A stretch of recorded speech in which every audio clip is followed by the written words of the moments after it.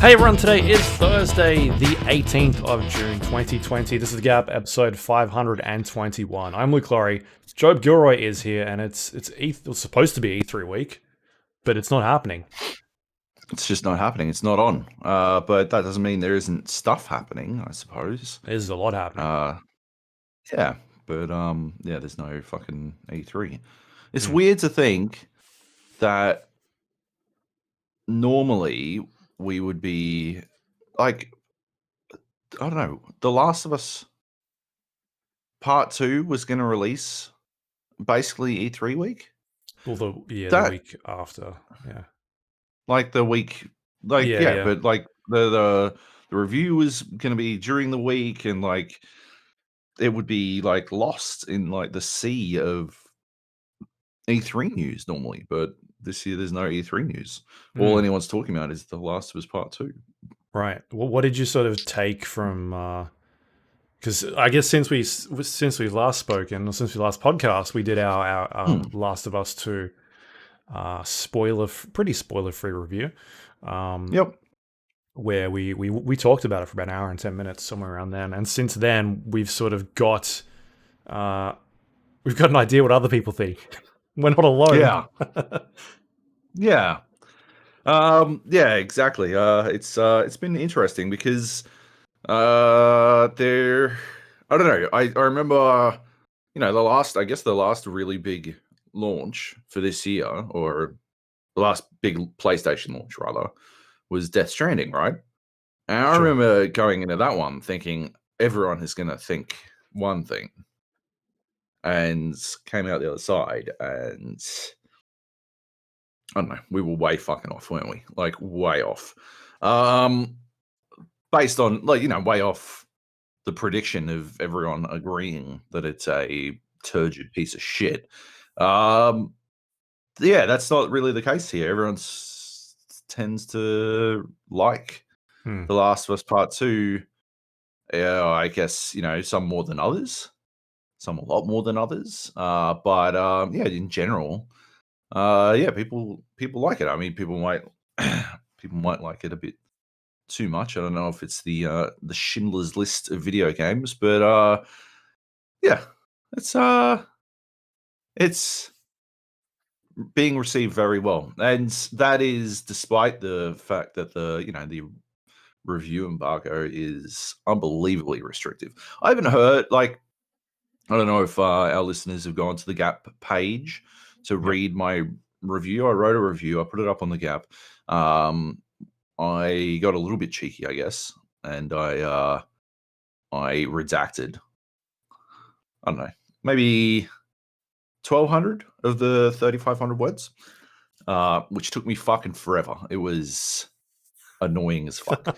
But yeah, after that, because what I was trying to go for with that is I was trying to replace every single word with a black block Unicode symbol, right? So that you could see, like, I guess I could have just like posted a picture of black text or something, but what I wanted was the effect of knowing that each of these black block symbols represented a letter in a word, so that you could tell just how many fucking words I wasn't allowed to talk about. Because I, honest to God, do think that they went too far with that embargo. I understand that they want to preserve the surprise, but if it's not the fucking Sixth Sense, right? I just remember that we're still technically under the same embargo, because this all hit the ears of our Patreon subscribers before it technically lifts, right? So yeah. So I'll dodge a little bit, but it's not the Sixth Sense, right? It's not the Sixth Sense, and the Sixth Sense, right? You would be pissed with anyone pointing out that Bruce Willis is the guy in the hairpiece the whole time, because the film's greatness doesn't hinge on it, but there is a degree of surprise in it.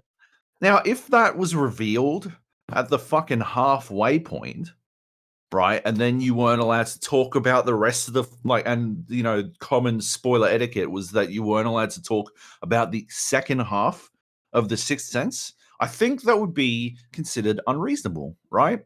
And I think if it hinges so desperately on something that happens halfway in, or actually, one of the things we can't talk about is fucking, I don't know, 2 hours in, not even that, 1.5 hours into the game, we're not allowed to talk about a specific moment.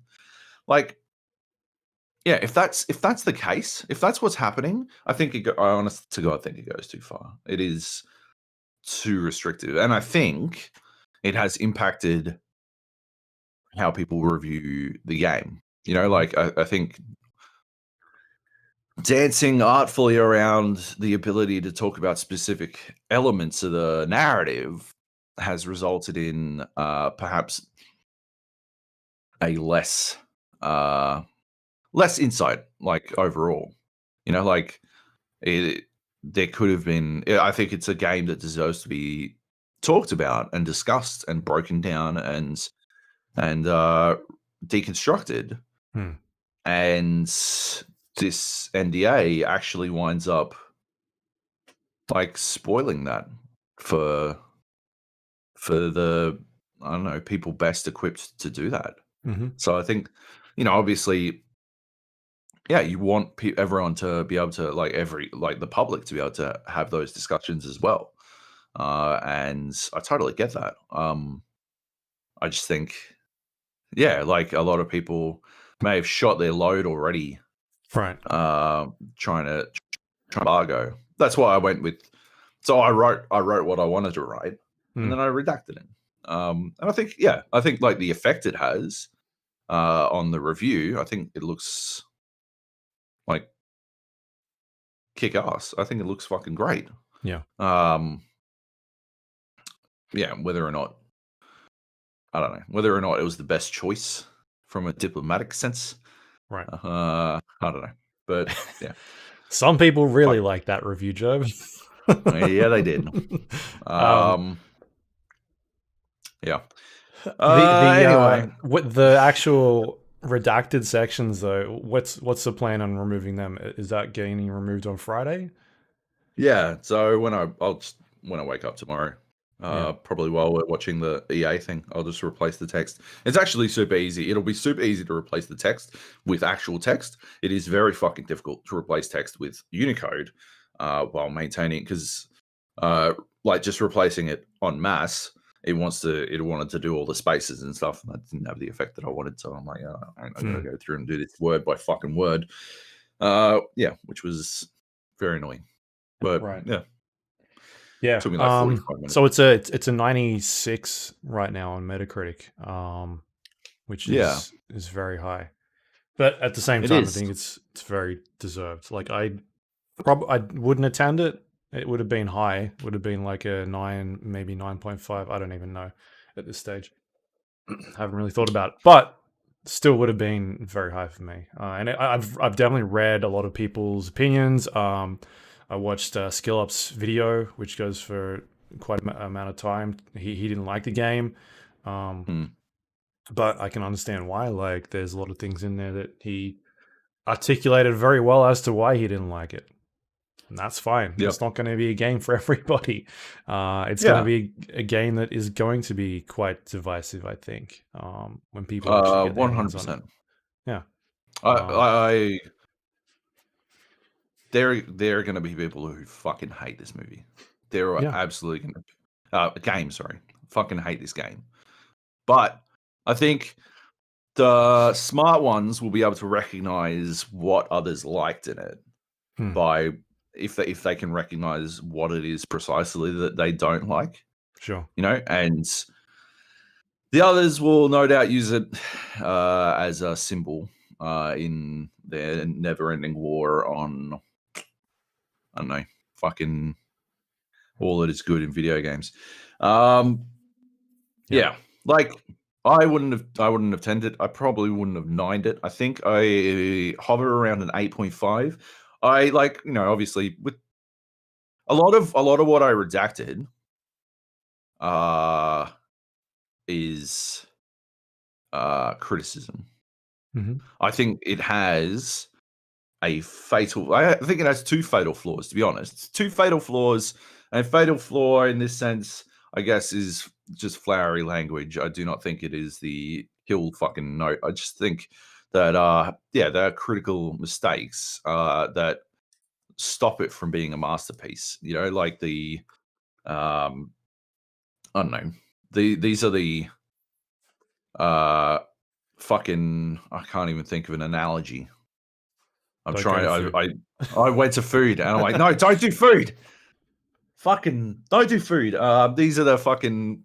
This is Kyrie Irving and fucking Kevin Love being injured in the finals for LeBron, and the rest of the, you know, they got a bit of May Dellavedova, and obviously they've still got LeBron in play, but these two sitting out effectively spoil the chances they have of winning the finals. Although, you know, let's I don't want to fucking belabor the fucking analogy too much, so I won't go into who the fuck the Warriors are in this case, Cyberpunk. But yeah, like these two things. One of them, the exploration thing, the one-way exploration, I think is unforgivable. Honestly, like I never got over that. I'm still not over it. I cannot understand how it exists in the game. And the other thing I can't speak about, but I do think is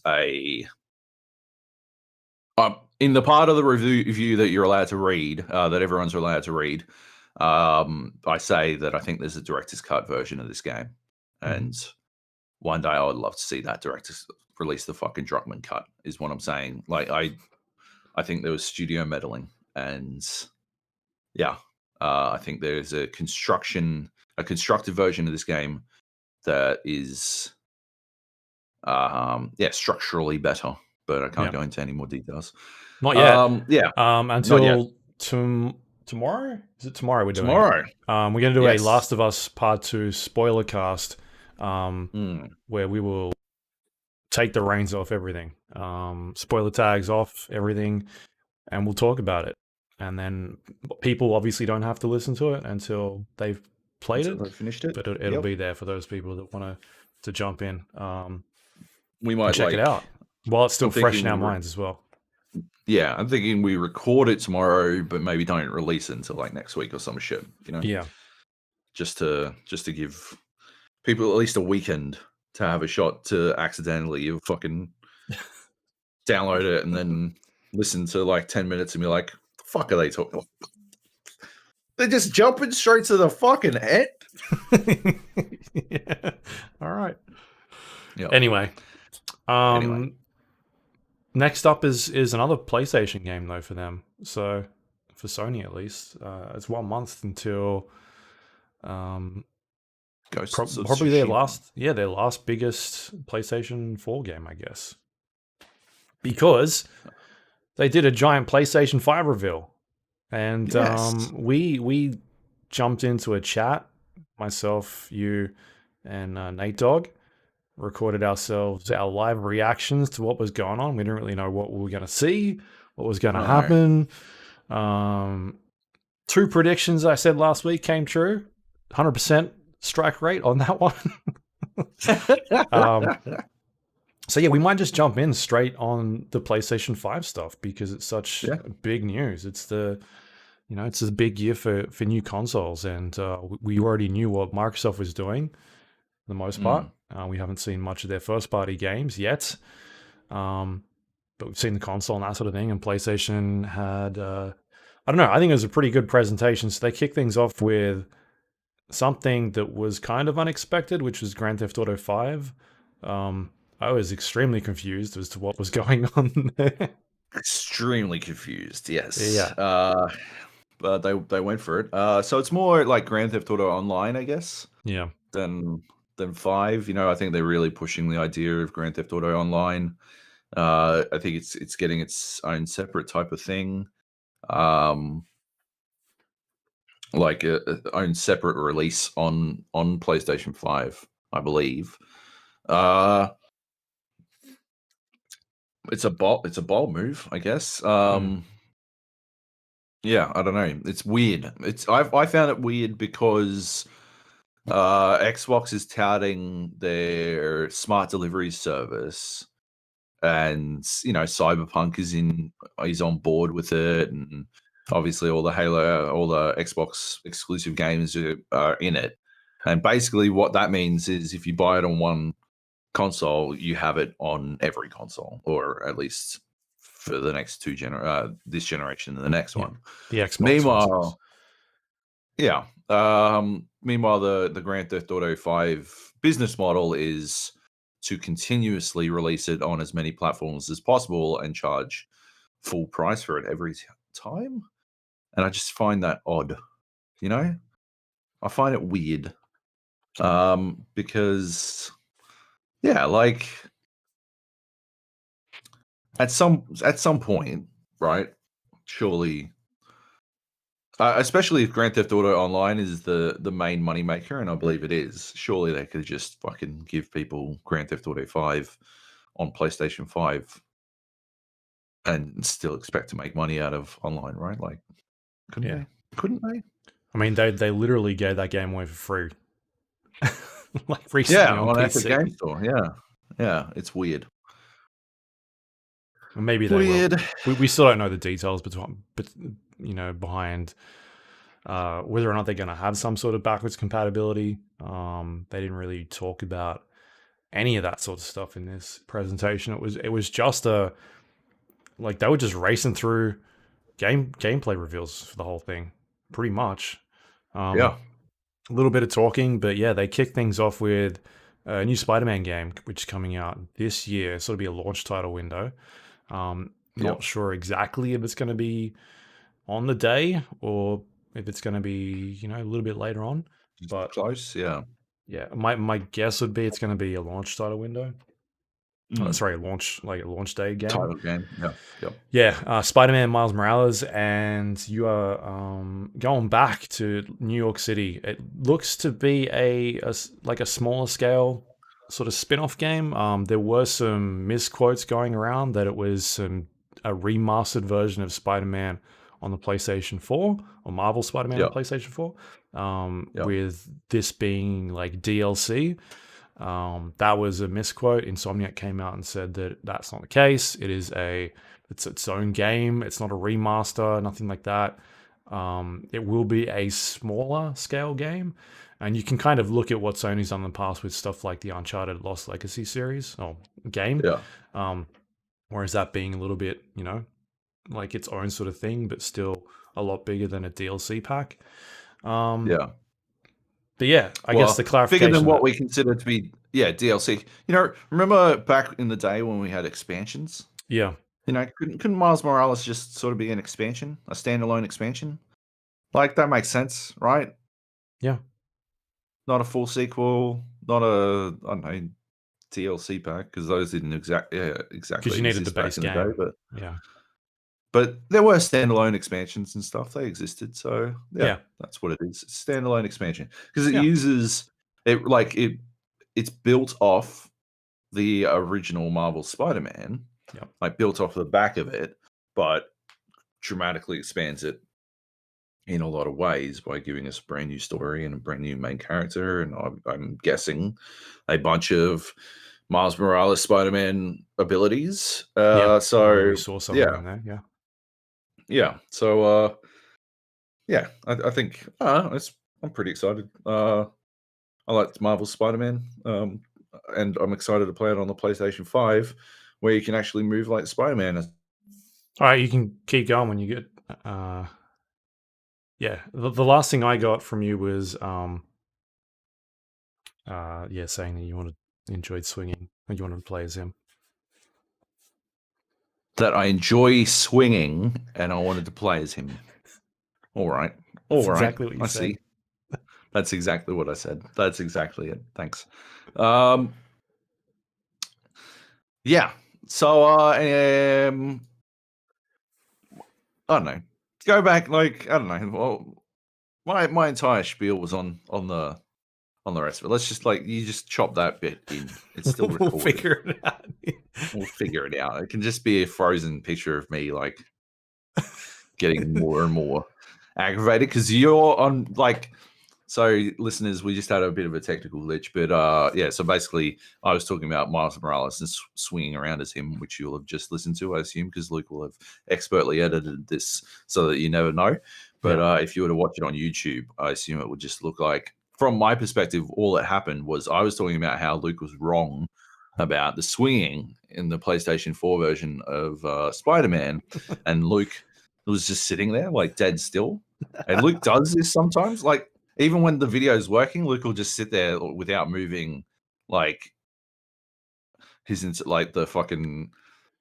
computer in his brain has gone into sleep mode, and he's just fucking waiting and listening and trying not to react. I think that's what my guess is, always that he's trying not to react. So I'm just ramping up my rhetoric to try to get him to react, and then nothing happens, and then the call disconnects. I'm like, well, okay, fine. I see what happened there. He was actually frozen. He wasn't just not moving. Anyway, Marvel Spider-Man, Miles Morales looks good. The next thing they showed off was Gran Turismo 7, which I presume will not be out until fucking 2028. PlayStation so 6. Yeah, just before a month PlayStation before 6 launches. So one thing we haven't mentioned is that this actual live stream was only going at 1080p and 30 FPS due to restrictions of people currently working at home, things like that. So we weren't able to get the full sort of what they were going for live, but I did go back and watch a bunch of the videos because they upload them pretty much straight away at 4K.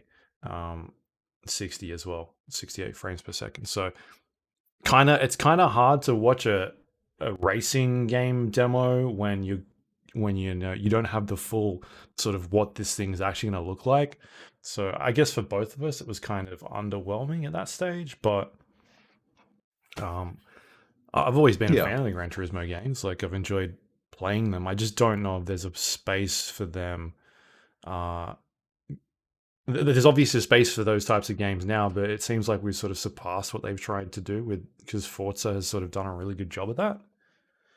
Yeah, I think I've said it for a while now, but I believe the landscape of what we like. I think the landscape has changed, and what people want out of a car game has changed, and I think Gran Turismo has ultimately failed to keep up with it because you've got to look at originally Gran Turismo was the sim racing game back before there were that was very common, but now sim racing games, there are fucking tons of them, and they come in all manner. It's a genre in and of itself. There's iRacing and project cars and Assetto Corsa and Automobilista and all these fucking games that cover the gamut, everything you could possibly want. iRacing for, I guess, online races against other people, and Assetto Corsa if you want a couple of very specific tracks and cars, project cars for that console if you've only got a console to play on, all those kinds of things provide you with so many opportunities to play sim racing now, and at the same time Gran Turismo failed to keep up in any real measurable way. It's not iRacing and all these other games. They've got fucking lasered tracks and flawless physics models and all this kind of shit. And meanwhile, Gran Turismo is still refusing to implement damage models most of the time in any meaningful way. And it just strikes me as a game stuck in the past. And so you got to reassess what you want from such a game. And I think it comes down to car collection. It's a fucking Pokemon game with cars, basically. Except there's no meaningful mechanic for the collection of those cars. Hmm. because the mechanic is like racing, but because they haven't really done much with their racing model for so long, I think it just okay. I think the Pokemon analogy pretty much fucking works because I'm tired of fucking playing Pokemon as well because it's the same fucking game every time. Like, yeah, fuck it, it's Pokemon with cars. Uh, and yeah, they refuse to do anything to better the series. So I'm not that interested in Gran Turismo 7 until I see them promise to do something more than the bare minimum. Yeah. Yeah. And like they literally showed a track that like we've seen before. Like we've seen this track in every other Gran Turismo game. Like show Yeah. us. I don't know if that was because they wanted to be like, hey, you know this track. Um, here's what it looks like now, I guess. But even then, it's really hard to sort of get a gauge of, you know, if they did some sort of comparison or something like that, or even show us something different we haven't seen before, which is kind of weird. Because obviously they're doing things with ray tracing. You could obviously see bits of pieces of that coming up with like reflections on the floor and reflections off the car. Yeah. But you don't really get a good sense of it, especially on a 1080 stream for most people. So I think it's going to be hard to sort of judge a game like that until you get your hands on it and be like, all right, what have they sort of done to bring it up to date, and have they done anything at all, or is it kind of just a prettier version of the last couple of games we've played? Yeah. Like I think that's a good point, except for me, they have to prove like my default position is that it's the same, it's Gran Turismo 2, but Yeah, prettier, because Gran Turismo 3 was that, and 4 and 5 and yeah, 6. They were all just Gran Turismo 2, but prettier. And yeah. like And there's nothing I in that think video but that proved otherwise. Okay, looks like Discord's having some weird issues, so we've gone to, I guess, audio recording for the moment, but hopefully nobody at home notices any problems. Um, so anyway, I think you wrapped up Gran Turismo quite well there. yeah, fuck it is what I think we arrived at, right? Fuck it. Yeah, pretty Yeah. much. Yeah.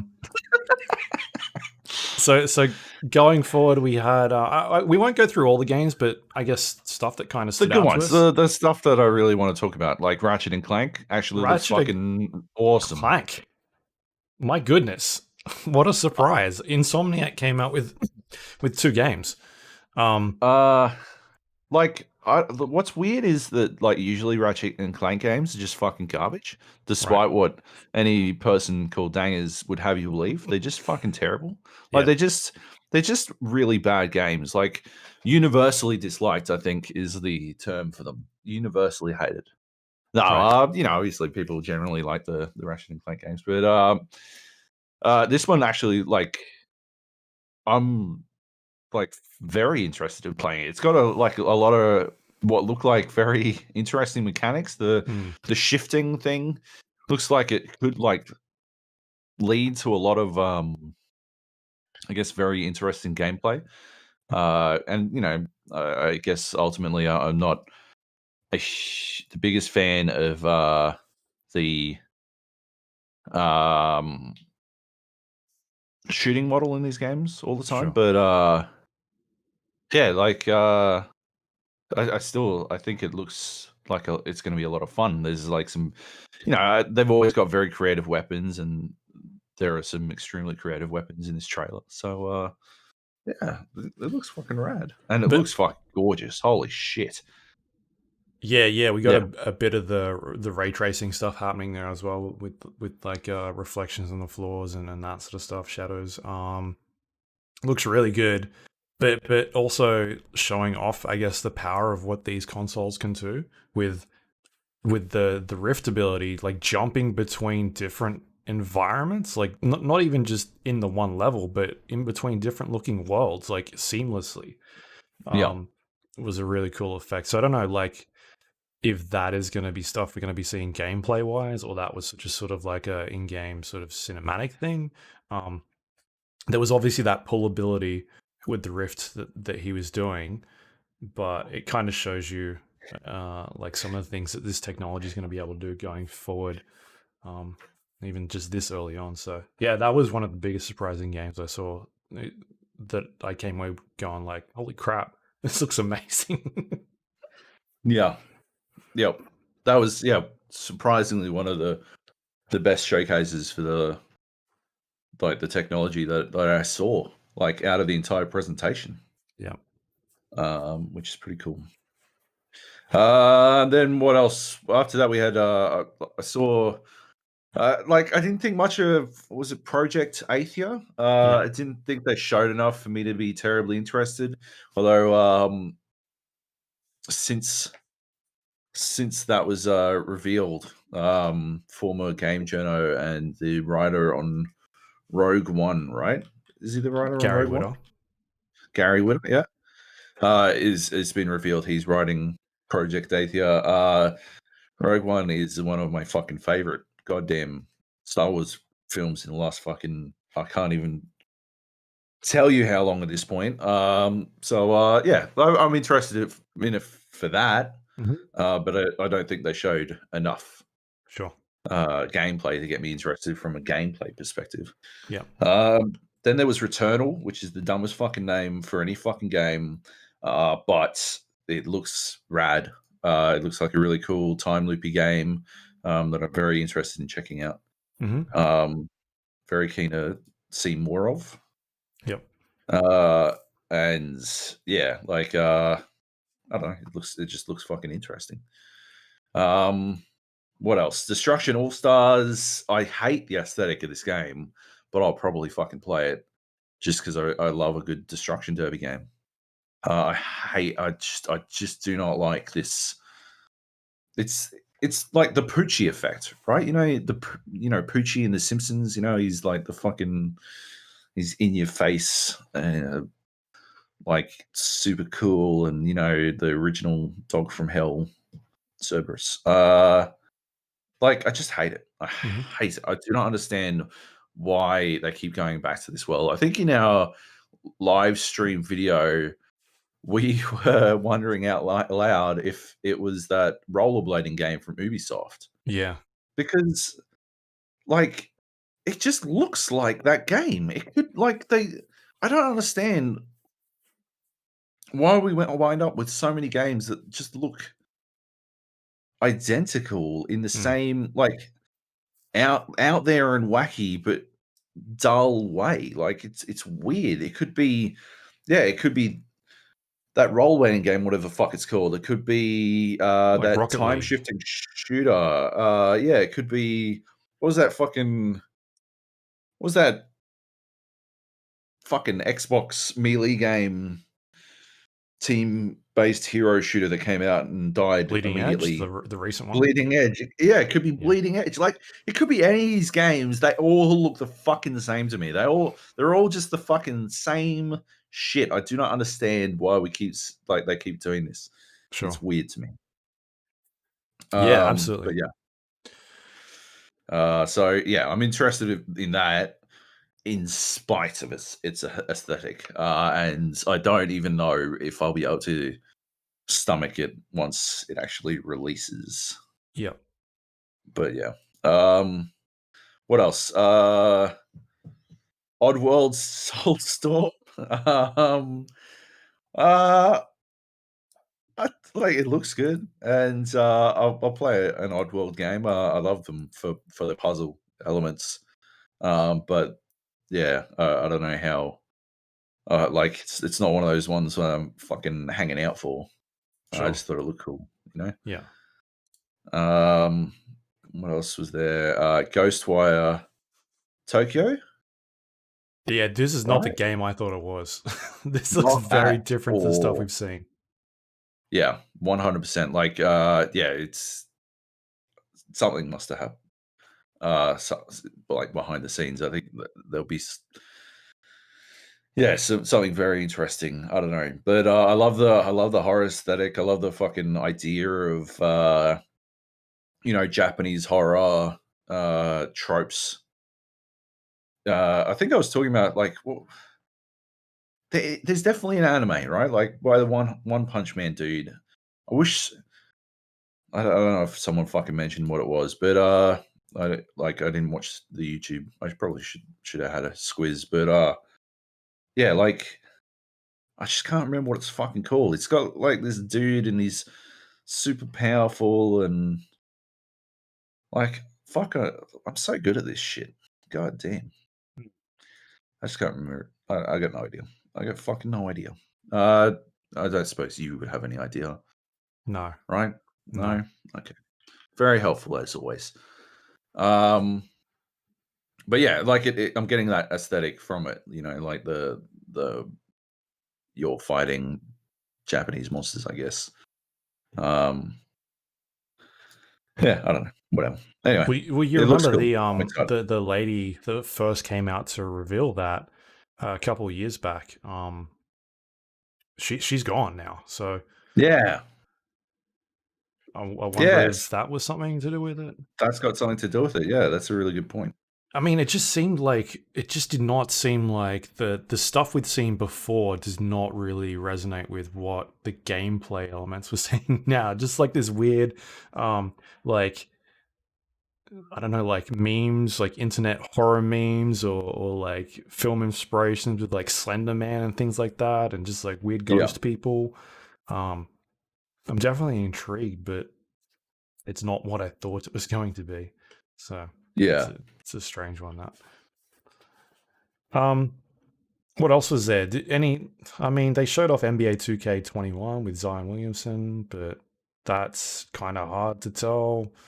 It obviously looks good, but there's no basketball gameplay really. It was just him dunking the ball. And a Yeah. lot of sweat. He is very sweaty. He's a sweaty man. We know that the PlayStation 5 can do sweat very well, I guess. Yeah. That's basically all we got out of that. Yeah. Uh, Um, what else was there? There was I'm just looking through this list. Bug Snacks was a game that a lot of people were sort of interested in. That was an Octodad development team sort of follow up. I think you liked Octodad, right? I like Doctor Dad. Yeah, I didn't think much of Bug Snacks, but I guess it will. You know, I got to wait and see the gameplay because the strength of Octodad. I think the hook for Octodad Hmm. was the goofy fucking premise, and the strength of Octodad was that they actually turned it into some great gameplay. And I didn't see anything in that trailer that told me that that it was promising Yeah. I still don't know what great the gameplay gameplay. is. Yeah, exactly. But yeah, like I will definitely give it a chance. I just haven't seen enough Yeah. to know yet. It seems like you eat creatures and you gain their like I don't know, your body parts turn into like whatever they were type thing. Like you absorb elements from them. But like Yeah. what sort of gameplay that entails, I couldn't really tell. Mm. But anyway, Yeah. definitely piqued a lot of people's interests. Um, Yes. some Hitman other 3. stuff. Which one? Hitman 3. Yeah, Hitman 3. Cool. Uh, it looks fucking rad. Going to Dubai. I'm excited. After I still remember how skeptical I was about Hitman because of its fucking episodic launch. Yeah. Like, and then when it finally all like it had finished dribbling out bits of content and it launched as a full thing, I bought it and fucking loved it. Bought Hitman 2 day one, loved it. Like, I'm in for Hitman 3, 100%. Yeah. Absolutely. They've been really good games. And it'll be Yeah. interesting to see what they do with the platform. I haven't really looked into it much if they're going to sort of bring all that old content across with them and sort of be like, hey, this is the service now, like that you run your Hitman content from. So I guess we'll find out more about that later. True. Deathloop was Death. Arcane's new game. Yeah.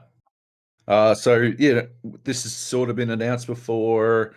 They, I guess, expanded on a little bit. It looks like, I guess, Dishonored movements Yeah. with a bit of a Bioshock / We Happy Few aesthetic. Yep. And they did the B movie style. What do they call it? Grindhouse. Mm-hmm. Grindhouse. grindhouse theater style of like trailer for this, and I'm about it. I don't know. It looks fucking rad to me. I'm in. I was a little bit skeptical because it seemed like you only played as one character, and I was very sure that you played as both. And then right at the end, they showed you playing as the other character. I'm like, oh, okay, cool. Yeah. I'm in. I'm in. So it seems like a combat puzzle game, right? Where maybe you are like a one-hit sort of death type situation. You got to figure your way through from one end of the level to the other without getting hit. That's kind of what I took Yeah. away from it. Yep. Yeah. Yep. So, That's but yeah, absolutely looks like an arcade game. Like there was like a blink ability. It looked exactly like Blink from Dishonored. yep. Very similar sort of art aesthetic. So yeah, interested to see what that plays like. And what else do they have? I guess Resident Evil 8 or Resident Evil Village. Um, yeah, this looks sick. Like I love how they're going this entirely different feel and aesthetic of the game. Like it doesn't look like it's. I mean, it might have stuff to do with weird zombies and shit, but there's like werewolves and stuff and witches and crazy I was things like getting a bit that. of a Resi 4 vibe from it, Yeah, if I'm okay. being honest. Like I don't know why, but I guess because a lot of that takes place in a crazy village, right? Hmm. But yeah, I don't know. I mean, I'm definitely gonna play it. I think I burned out on 7 before I finished it, but Yeah, I keep meaning to go back. I don't know. 7 was really freaking good. I just didn't Yeah, like the ending. I think yeah, right. Nate was very much with me on that one. All I was with it all the way. And it sounds like this one's going to be a bit more open in terms of exploration and a bit more combat focus. So I guess we'll see what that's like. But yeah, I just love the idea of sort of changing things up a little bit, like having these different stories they want to tell. Um, Yeah. so that seems kind of cool. Was Hmm. there anything else that sort of stood out? And anything in the indie side? There was a bunch of indie Demon's games. Souls. I've never heard of that. What is that? Is that an indie game? It's, yeah, little game from this From Software. Hmm. Um, but this appears to be being made by Blue Point Games or Yes. like Sony Japan or whatever, Yeah. I think. But it's a remake of Demon Souls, Yeah. and I'm interested. I guess I'll play it. Absolutely. Yeah, Did you ever bring it play the on. original? No, I never played the original, and I always meant to, but the like it was very up in the air. It's like because the online system for it was very up in the air. It's difficult to get a copy of it. I think I do have a copy around somewhere, Hmm. but I never played it. Yeah. Um, yeah, obviously I got well into Dark Souls, but I got well into Dark Souls a little bit late. Um, like near the time that Dark Souls 2 came out, and then That's when I got into yeah, Dark Souls too. yeah. Um, I've heard amazing things about Demon Souls, so Yeah, and I'm if keen. they can remake that game, improve the combat, bring the quality of life stuff um, up to scratch and that sort of thing, yeah, I'm absolutely keen to check that out. So, still don't know what From Software is working on themselves, like this George R. R. Martin Yeah, game. There yep. was some inklings, rumors we might have heard from them on that one, but yeah, nothing. Maybe that'll be like a Microsoft reveal event. I don't know. We'll have to wait and see. I guess so. Yeah. Anything else there that sort of piqued your interest? Horizon Forbidden West. Yes, the sequel to Horizon Zero Dawn. Um, yeah, I'm excited. I'm very excited. It looks like they're dramatically expanding the game, going underwater, and more biomes to explore, and uh, Yeah, yeah, like more robo dinosaurs or dinobots, Dino Rhino. I don't know, whatever you want to call Underwater it. dinosaurs, Dino Rhino. Yeah. Yeah. Saw a lot of San Francisco in that trailer. There was a lot. So it seems like a decent chunk of that game is going to be taking place, at least in that area. You saw San Francisco in that trailer? Yeah, there was a bunch of San Francisco in that trailer. All right, fucking check out fucking Captain Golden State over here. Recognize San Fran when it's covered in fucking trees and shit. Yeah. Yeah, cool. That looks awesome. I'm wondering that's probably going to be a next year game, right? If they're showing it at this stage, like it's not going to be this year. Yeah, they didn't say this year, so I assume it's at the very least next year. Yeah, next year. But that looks cool. One of our friends is working. He's a lead on that game. He worked on the last game as well, but he's a lead on that one. So I'm excited to see. A friend of the podcast has been on here multiple times as well. It's true. Very exciting. Yeah, and very keen to check it out. I'm going to go back and play it after I'm done with God of War. Horizon, that is. Because I'm still playing God of War at the moment.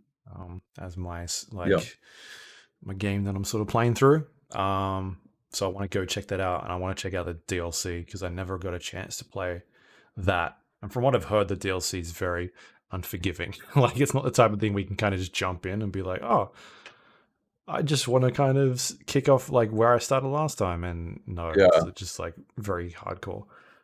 Yeah, right. So yeah, I'm interested to see that. But yeah, that game looks outstanding. Did you watch the 4K trailer at all? No, but I keep meaning to go back and watch 4K trailers. It's just there are so many fucking trailers. They showed like 30 games. Well, there's that, and there's still like there's another fucking 100 other fucking trailers coming out for games. Yeah, I don't know if you've been watching them, but like like the info never stops. So it's been kind of overwhelming. Plus, I got work and whatever. But yeah, no. So that wasn't the only thing they showed though. They revealed the console. We got to see it finally, and I guess pretty unanimous decision, at least when we were streaming. But I think that thing looks pretty slick. Like I like the look of it. Yeah. I still need to see it lying down. I think is the only thing for me. The only important thing for me is seeing it lying down because not a single part of my fucking lounge room setup will work if I need to chuck a fucking computer tower next to fucking TV. It's just not gonna fucking work. Yeah. So I need to see what it looks like lying down. Have you seen the photos of it though? Of it lying down? Yeah. No. Oh, okay. I will send you some right now because they did release some. It wasn't in the actual trailer though. I don't know. I guess this is kind of the best one that I can find for this. How do I send it to you? Here we go. Just chuck it in the general. There's this one, but it doesn't really it's not a front-on view, I guess. That looks like it's hovering on the left-hand side. Yeah, I think the stand that comes with it is going to be, from what I've heard, it'll either like sideways or vertical. You can kind of put it, so it'll fit either one. So I don't know. There might be better pictures out there, but I haven't. I can't find them at right at this second. I'm looking quickly. Oh, there's one. Yeah, you can see the stand underneath it on this one. I'll send you this photo.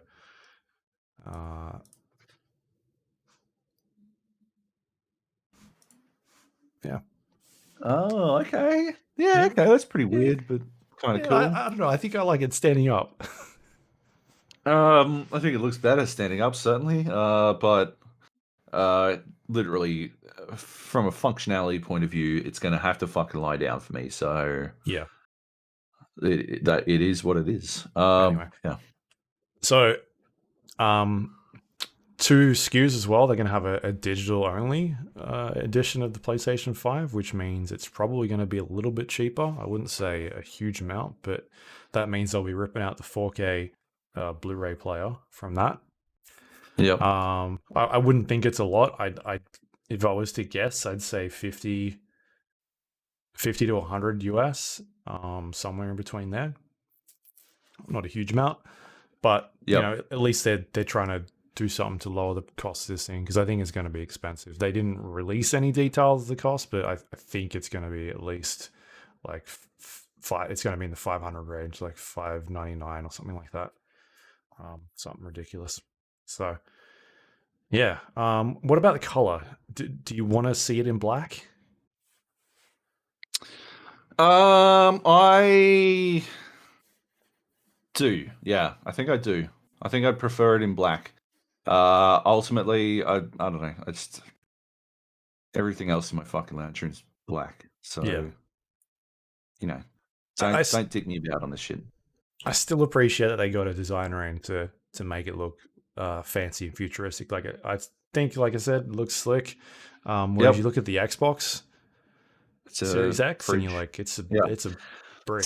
The thing is, right? Like for me personally, like I don't function in a world where I give a fuck too much. Like I don't need, like the most I need is for it to be invisible.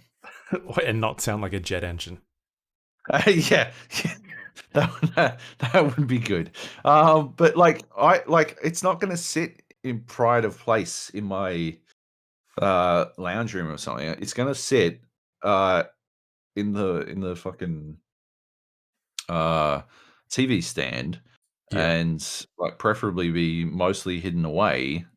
Like that's the idea Yeah. for me. So it doesn't really matter if the Xbox looks like a fridge or Mm. the PlayStation looks like the slickest shit alive. To me, Yeah. like I understand there are people who want the aesthetic and whatnot, but yeah, it's just not something that matters to me personally.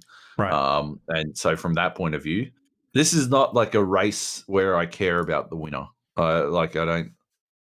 I'm more interested in the controllers. I know they showed off the PS5 controller, the DualShock 5 or whatever the fuck it's called, but I think it looks good. I will fight until the end of fucking time about the idea of the symmetrical thumbsticks. I will always be team symmetrical thumbsticks. Yeah. But yeah, I don't know. I don't know. I think That's like that's it for me. yeah, I think the design is also like a good talking point for, um, like if somebody comes into your house, maybe not for you, but if someone comes into someone's house and sees that thing, it's like, what is that?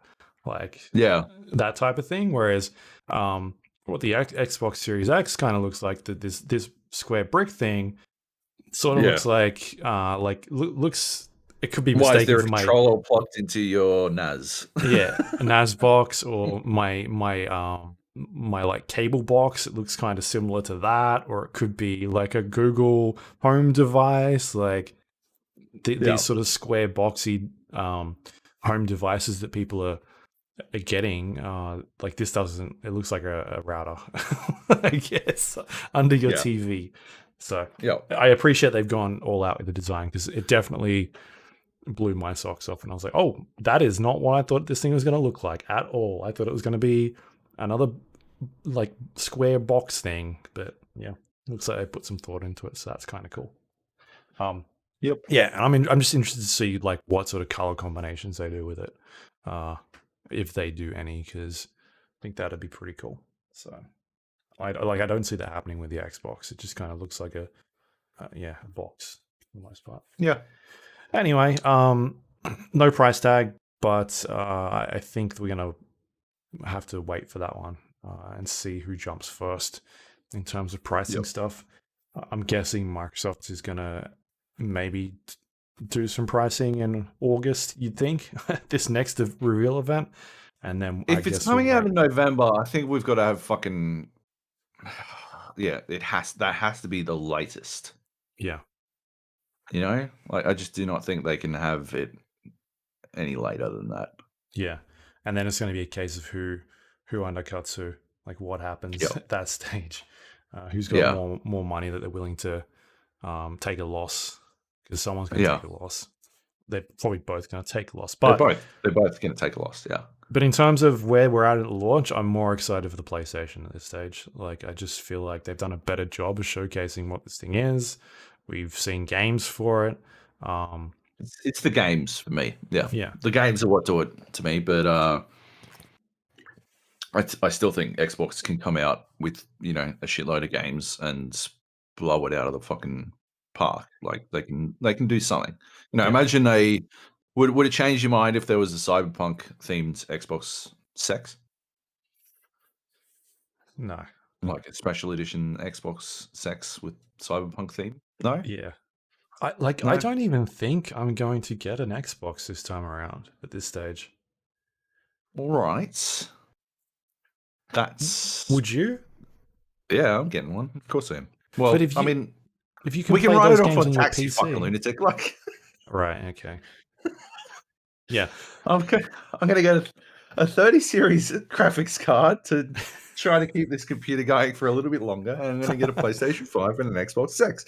It's pretty easy.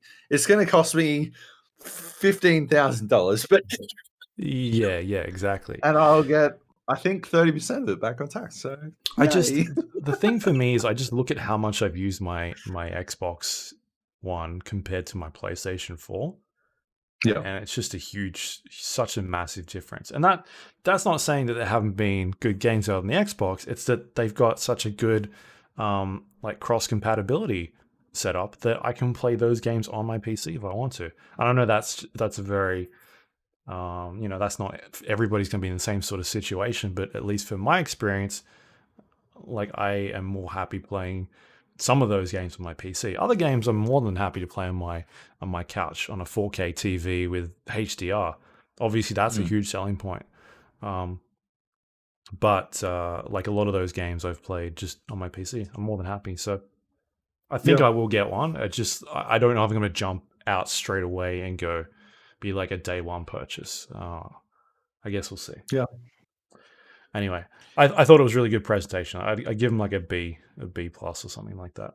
What they did. Yeah. I would have loved the price. I would have loved the price and a release date, but yeah. I guess I understand why they didn't. Yeah. Anyway, yeah, so we've got there were a bunch of other trailers. Was there have you watched any other trailers since then? No. Nothing. No. Nothing at all. I went through the list of the PC gaming show stuff. Yeah.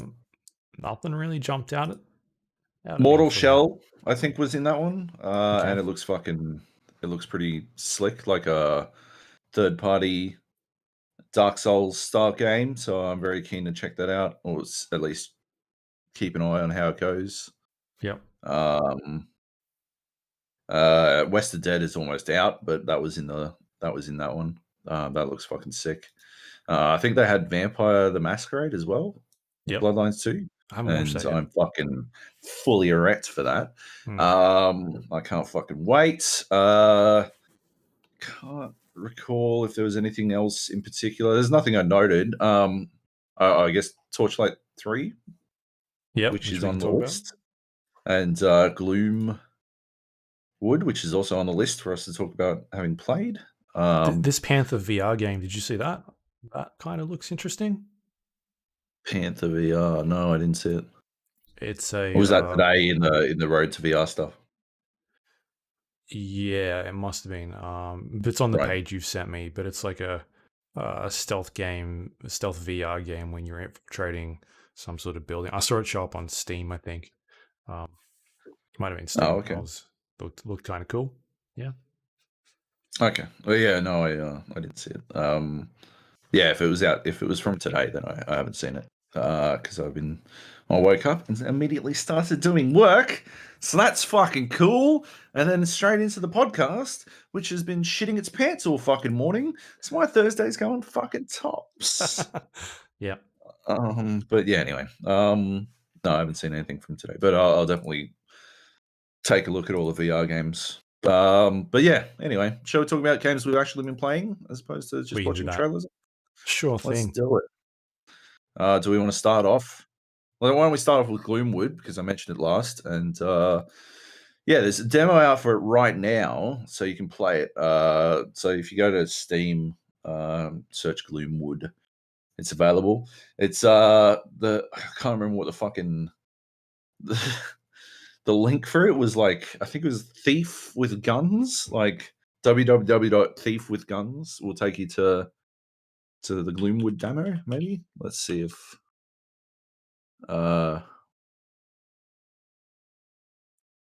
see if that works. Yeah, thiefwithguns.com will take you straight to the Steam page to download the Gloomwood demo. And it's a New Blood interactive game, so it has that sort of old school aesthetic that they always go for, which, if I'm being fucking honest, I don't like. I Sure. don't like the aesthetic. I think it, like, too often it makes every game look the same, and yeah, I just don't know, love how that works out. But the gameplay for this is pretty fucking on point. It is, the pitch Thief with Guns, Hmm. absolutely works. It's a stealth 'em up, first person shooter where ideally you won't spend all that much time shooting. Um, and yeah, like you spend as much, like you try to sneak around, you try to like get in behind, take out enemies where you can move their bodies and create distractions and all that kind of stuff.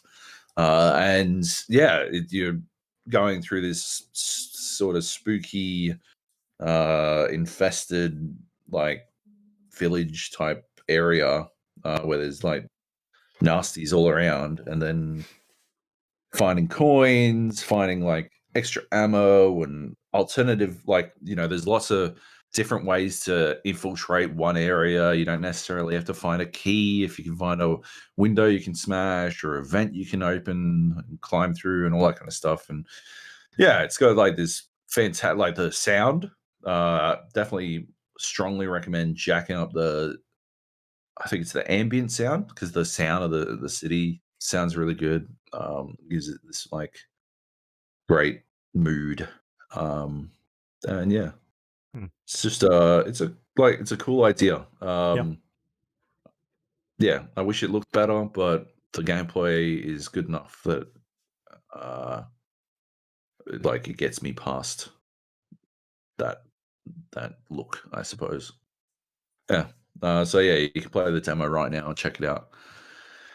And yeah, it is very thiefy, like Okay. Thief 1, Thief Gold, style of game. So yeah, Awesome. check it out.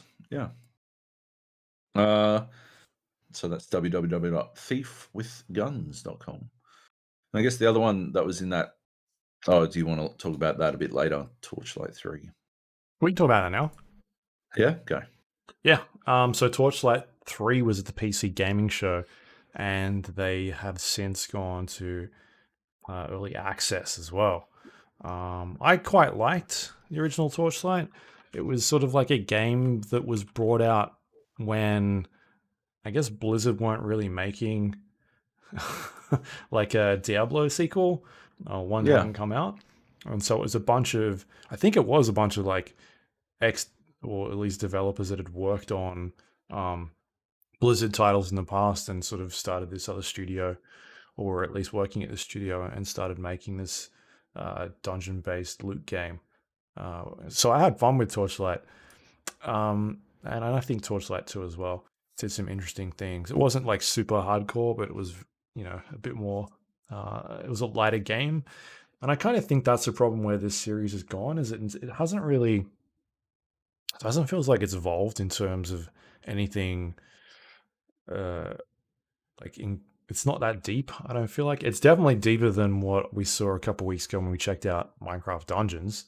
Um, but Torchlight 3, it introduces things like a fort you can go back to, like a home base that you can customize, and it allows you to build things at this fort that um, you can sort of come back to later, and like you'll be able to plant a tree and then collect that tree for other parts and bits and pieces later on, and you can place certain types of buildings, and that allows you to unlock different pieces of equipment and that sort of stuff. So I haven't gone too deep in it. I haven't played a couple of hours, but that's kind of seems the only sort of thing that they're doing that's pushing this like franchise forward. Otherwise, it's pretty similar in terms of the last one. You've got your gear, your abilities, you've got a pet with you, stuff that you can pick up, you can chuck on your pet, send the pet back to town, that sort of thing. There's a decent, seems like a decent amount of variety in the enemies, which is cool. But it's just not really doing a lot that's feels like a worthy sequel, or at least anything that's meaningful in this one. It's still early access. There's stuff in there that I do not like at this stage. There's no escapability early on, which makes it extremely difficult, because there's been a bunch of times where I've gotten stuck on like just something basic like a boss fighting me, and it's just one boss and it'll just pin me up against a wall and I can't move, and I'm like, oh, I guess I'm dead here. Like, I can't get out. I've got nothing to get out of this corner. I've got one skill, which is my you've got two sort of attack abilities, right? You've got your main attack and your secondary attack, and then you've got your ability bar. And at that stage, I'm like level 8 or something, and I've still only got one ability. It's really, really slow in terms of getting a lot of that stuff.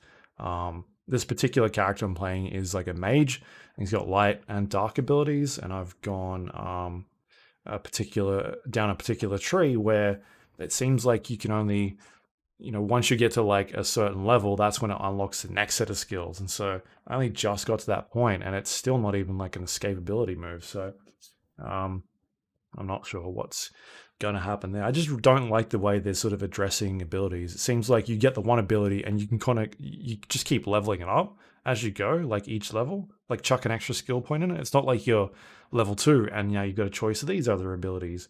And then level 3 is these ones. And then level 4 is, now you put a point back into, one of the 3 you've already picked. It's just like level, 1 through 5 is putting a point into each of those, that one ability that you've got. And it's just like, it's kind of boring. There's not really much going on here. At least that's for that particular character that I'm playing. I don't know how the other ones behave. There's like a robot in there as well. So yeah, it feels, I'm having more fun with it than I did with Minecraft Dungeons. Like, it's definitely got more depth in terms of that, but it's just kind of disappointing that at this stage there's just not a lot to it for this moment. But hopefully it gets a lot better, because I've enjoyed those games in the past. So yeah, Torchlight 3. You can play it now. It's on early access, but I would say hold out at this stage. There was a bunch of technical issues when it first launched. I was not able to travel between levels at one stage. And this wasn't just one instance of playing. It was just like the entire day, just the servers were just fucked. And for whatever reason, people couldn't travel between levels at all. Like, you'd go to the next side of the map, or the next, the doorway to get you to the next area, and it just puts you back into the same area again. Apparently they fixed that, but I haven't really gone back in there a bunch, because I had it crash on me like 2 times while I was playing. But yeah, that's I guess what you kind of get playing an early access game. So I would suggest people mostly negative reviews on Steam at the moment. Yeah, I think that's just people being like, my game's not working type thing. Like, the servers aren't working. Like, they're talking about it being like it's mobile game design, and it's all designed to like nickel and dime you, and you can't respec without finding hard to find items, and everything's life bound or some shit. But yeah, I did get a respec thing, and I didn't know how to use it. I couldn't figure it out. Yeah, so right. I literally couldn't figure it out. I spent a bit of time. But yeah, and there's just weird decisions in it. Like, when you die, you get an option of choosing where you want to respawn. It's like 3 options: either back in town, at the start of the level, or on your body. And back in town is like free. And then, at the start of the level is 400 gold. And then at your body is like 800 gold. And at that stage of the game, it wasn't scaling very well, this system, because I literally only had like 400 gold on me at that point. I was like, well, Yeah. guess we're spawning back on into town. And then I'd run all the way back and get pinned by this fucking boss again, stuck in a wall, and I'd be like, all right, cool, I guess we're running again. That happened, yeah, a bunch of times. So, or I'd get like swarmed by a bunch of mobs, and I just couldn't get out of where they were hitting me from. So you just die. It's got some work, definitely has some work, but I'm hopeful. So, yeah, we'll see. Cool. Some other games we've been playing: GRIS, which is a game that came out a while back. It's a platforming puzzle game. Did you ever check this one out? No, I don't think we I talked saw about it. I saw people talking about it for a little while, but I never got it. Yeah, So I played it at PAX one year, many PAXs ago.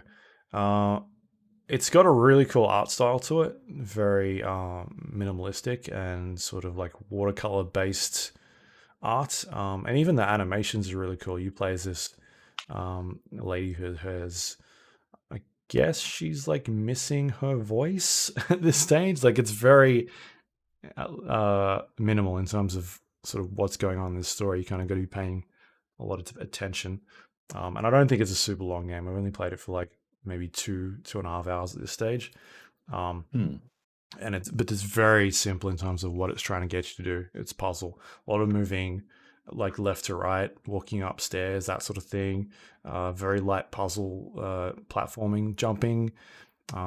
You start getting abilities like a ground pound to break certain parts of the environment, and that's about all I've got in terms of like gameplay stuff, because it's super light in terms of like what it tries to get you to do. That's kind of, I guess it's more about the experience, like trying to discover what's going on and watching all the art style sort of evolve around you and things that are going on, exploring these really interesting worlds. And because there are some interesting sort of set pieces that happen, which is, it's kind of cool to sit there and watch, but it's not really doing much for me in terms of being a challenging game at this point. So, yeah, but otherwise it's I'm digging the art style and what it's doing. It's just not really pulling anything out of my brain.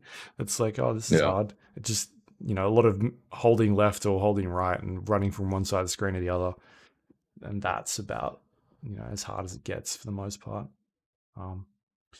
So yeah, that's GRIS. And what was the other one? I don't have my list. Oh, Polybridge 2. Still playing that. I'm digging that game still. It's a lot of fun. This is the bridge building simulator game, and I'm up to like World 3, I think, at this stage.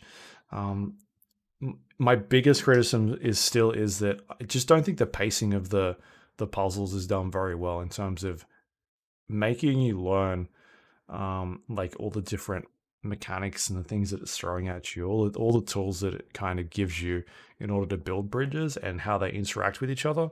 I just wish it had a better tutorial system, because a lot of it is just a screen with like a tips page, and you kind of just read a bunch of text, and you'll get to like a level or a puzzle and just have no idea what you're doing. At least for me, someone who's not a fucking physics major or like structural engineer, just having no clue at all where to even start on a building my bridge, and then spending like 20 minutes just absolutely getting nowhere. And then I'll jump onto YouTube to check out a quick guide or somebody that's completed it and be like, and they'll start building that bridge. I'm like, all right, that's completely not where I was going. Right. Yeah, but at least like it gives you an idea of, and then I'll finish that puzzle and I'll get it, and then I'll do like the next 2 or 3 without any problems. Like, I'll figure it out. It'll take me a couple minutes to work out, but at least I'll have some sort of idea how to do it. And then every once in a while, just fucking throws a curveball at you, and you're like, I do not even know, like, this is not working. I just don't know where to start from here. So I wish it was paced out better. It's sort of like it would ramp up, like show you something, give you an idea on how to solve that puzzle, and then give you like something that's similar but a bit of a twist, and have you try and figure that out, and then like escalate. Whereas this just seems to be like all over the place. Like one puzzle will be just be completely different than the next one, and then you go and look up how people have figured that out. And you're like, I would not have even. I could have been sitting here for a year. I would have fucking known what to do. like, and maybe that's part of the game. Maybe it is about working with the community and trying to figure it out. But that's just not how I'm playing it. And I still really Yeah. dig the when you finish a level, it shows you every like other people that have finished it and how they've solved it. And it's really cool to see those different designs of how people have solved that puzzle. I think that's awesome. I've got some really funny videos of things that have happened while I've been trying to play this game and just things not working properly. And then you can also go back and replay your levels because it kind of grades you on your budget, how much money you've spent. You won't kind of be under a specific budget. It grades you on did your bridge break at any point? Like maybe you were able to solve it, but it fell apart in some specific way. And so you can go back and replay them and try and check those marks off and do it that way. So I've done a couple of them where maybe the bridge broke at some stage, and I've tried to go back, and it does a good job of saving your actual construction, and you can go back and then edit them and play around with the pieces, which is really cool. So I thought I was going to have to start it again from scratch, but no, it actually remembers everything. So that's really handy. And then it looks like there's a bunch of campaign stuff on there. Like I talked about last week, there's workshops. You can sort of create your own levels, and it looks like it's got a really cool community around it. So I'm having fun with it. I just wish the pacing and the tutorials were a lot better than what they've got in there. Because at the end of the day, if I get stuck, I'm kind of just getting to a point where I'll watch the first sort of 5 seconds of video and be like, oh, okay, this is my starting point.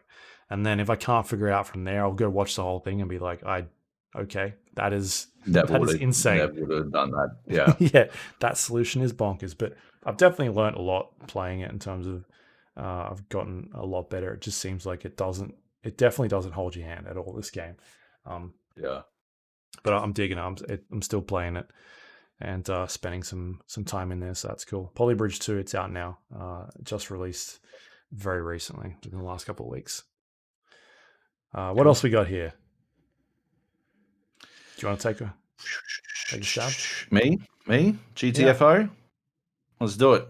We can do that. Let's do GTFO. So yeah, played some more GTFO. Managed to get a 4-stack together. Me, Nate, G-Man, and Costa from Ozgamers. Sure. We were all playing together, and it was interesting. I think we've got a pretty good idea of how the game is supposed to work now, and we certainly didn't before, which I think is, I suppose, important. I think because we only got to do that one level when we played with the devs, and they talked us through, I guess, how the game worked, but not really the philosophy of the game. And I guess now I better understand it, because we did the level that we did with the devs and we pissed it in. It was fucking I wouldn't say it's easy. I don't think there's anything easy in GTFO, but we didn't get fucking deep dicked like we did when we played with the devs. And I think the devs were deliberately, there was certainly some lag issues that didn't help, but I think they were deliberately not telling us what to do to give us the experience of discovery. And so having discovered what we needed to do, we got through it. Yeah, when I say it was easy, I mean, yeah. We finished the level with fucking only one of us still alive. So it wasn't, oh yeah, fucking don't worry about it. We got this fucking, we'll just shit this in. No, that wasn't it. What I mean is more, we could have failed, and we didn't fail. And it's because we knew what we were doing. The second level, we didn't know what we were doing, and it was a fucking cock punch. Oh my god. I mean, we had fun, but yeah, it was woo, holy shit. It took fucking ages. I think it took 90 minutes. And like a solid half an hour of that was us having no idea where we were supposed to go. And I think it was like the reason we didn't know where we were supposed to go. So if you didn't listen last week, GTFO is it's a first person horror co-op horror heist game, I guess is the best way to describe it. You're sneaking in, you're grabbing what you need, and then you're ideally sneaking back out. You're certainly getting back out. You're getting the fuck out. It's got, it's a shooter, so it's got, shooting. I think it's got a good shooting model. It feels good. Like what the secondary I take, I prefer is the revolver because it's like one shot headshot on everything except for the giant motherfuckers. So as long as you hit your headshots, and they've got pretty big heads, so it's not that hard to hit your headshots. As long as you hit your headshots, they'll fucking drop in one shot. And because ammo management is such a fucking critical thing in this game, it's like very good to have something that allows you to I guess, yeah, make sure you can get some kills even if you've only got generally for me, six shots with the revolver is 5 kills. I'd love to say it was 6 kills, but fucking, you know what I'm like, I always miss one. So yeah, like going through with the revolver, it's got a good shooting model. You go through, you get the object that you need, and there's a lot of communication required between players as they go through the fucking levels. Like you've got these terminals, and you need to like find where objects are. So we wound up having to take notes in the second level, like actual fucking physical outside of the game notes, so that we could remember what we were looking for. We needed to find these 4 power cells and then take them back to a central room. But the trick was, and this is a trick that we didn't work out until far too late, the trick was when you installed 1 power cell, I guess mild spoilers for the second level of fucking GTFO, but like if anyone's listening and they play a lot of GTFO, they might be listening and they'll be like, this is so fucking obvious. You guys are fucking dipshits. But yeah, when you put 1 power cell in, it reduces the fog in the level. And so it, like by doing that, it sort of passively guides where you can go. Essentially, you can't go to any of the 4 power cells at once. Like you can't just go for the 4th power cell immediately. You have to go in order because they're gated by this fog. And the fog does it restricts you from exploring certain areas by giving you this infection, and the infection like sort of impacts your vision, but also it like hurts you, like it damages you. It'll damage you, and yeah, essentially, like I got fogged enough that I spent, I would say, fucking 50% of that run at 15% health, which is a one shot. You are 1 shot away from death. You will auto regenerate back up to 15. Normally, without infection, I think you auto generate back up to 20. But yeah, like still, it's a very tense situation. You're going to be in a bit of trouble if you guys don't hit your fucking hammer shots and stealth your way through situations. So yeah, it was a little bit hairy, but we got through it anyway. And yeah, we were going through cell by cell. The problem we had was we couldn't find. So we sort of semi-worked this out, but we got to this one point where we couldn't find the 3rd power cell, and our I guess we reasoned that we must have to go down into the fog, a door, and then there would be a slight raise out of the fog once we're through the door. Like we figured you had to cop some fog damage. As far as I can tell, the levels are constructed in a way where you never have to. Like knowing now, there is no way that you have to cop fog damage at any time.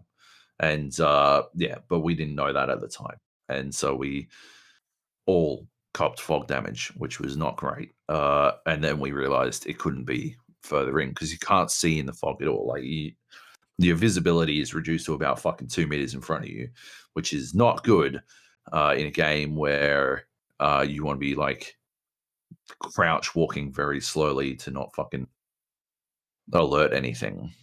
So we had to like search this fucking level. Eventually we found this one door that we hadn't been to. And that led to the third cell. And then we could go to the fourth cell. But then we got fucking stitched up on the fourth cell because Costa and fucking G-Man, I don't know what the fuck they were doing. Definitely trolling. I feel like they were trolling. They were like, oh, I can't carry the power cell up the ladder. What are we supposed to do? And because I'd never tried to carry a power cell up a ladder, I just sort of believed them. And they're like, oh, I guess we got to go find, another way around. So like the location of this fourth cell, it was like littered with these super hairy, scary fucking bosses. Like scary giant guys. Like it was just not somewhere you wanted to spend any time. We got in, we got the fucking power cell, and we snuck the fuck back out again, back to the ladder. And then they're like, oh yeah, we can't. Okay, well, I don't know what to do. And so they fucking like walked through the rest of it. I went up the top and tried to find some other route from the other side because I figured that would be marginally easier and I wouldn't have to deal with the fog. Because when you're in the fog, it negates your regen. So I was at 15%, but the fog hurts you and negates your regen. So if I spent any time in the fog, I'd drop below 15%. So I could only spend about fucking, 15 seconds in the fog before I would die, which not ideal. So I went back up the top and tried to find another way around, and then I climbed down the ladder. When they got back to the ladder, and they're like, "There's no fucking other way." Like they cleared out that bottom area. They're like, "There's no fucking way." And so they put the thing down. I grabbed it and immediately climbed up the fucking ladder, and that was it. And then we died trying on the escape at, I think it was like 94%. Like we were right there. And the reason we didn't live, and I think more of us would have lived through this one than the fucking first one. The reason we didn't live was because they'd all taken a fucking bunch of fucking fog damage down the bottom. And yeah, they didn't have like enough health left. If they'd all been at fucking 100% health like they were when they first went down there, oh, we would have won. I'm so fucking grumpy about it. Anyway, all I had to do was climb the fucking ladder. Anyway. Yeah. So, I got a key for it, but no one's played yet, so I don't know. I guess we still need a fourth, right? Yeah. There's a couple of people with it, so I'm sure we can get a fourth. Steve Wright said he'd be down to play with us. From Survivor, that'd be cool. And yeah, I know Kleb's got it. So there's a couple of people we can try and rope in as a fourth. Play some GTFO. I just need the timing to line up. Yeah, that's all. But yeah. Oh, coffee delivery. Thank you. Yeah. So that was GTFO. I mean, it's fun. Like it's fun in a way that makes sense beyond the pure co-op games are fun thing. And like it's compelling, and I think I was saying it last week. I wonder if it's too difficult, too challenging. I think reframing it as a puzzle that you need to solve, each level being a puzzle you need to solve, and then mastery being the objective to complete the level. I think that works, and the fact that we like just straight up potatoed on the fucking solve of this puzzle repeatedly, but still could have actually gotten through it. Like still came just inches away from fucking succeeding at it. I think that to me indicates that it's not too difficult. It's definitely challenging, you know? Mm-hmm. So yeah. Anyway. Cool. Yeah, GTFO. Right. Cool. Hardspace Shipbreaker. Have you heard of this? I have. I was very close to grabbing it, but I didn't. I have not. I did not. And I don't know where this game came from.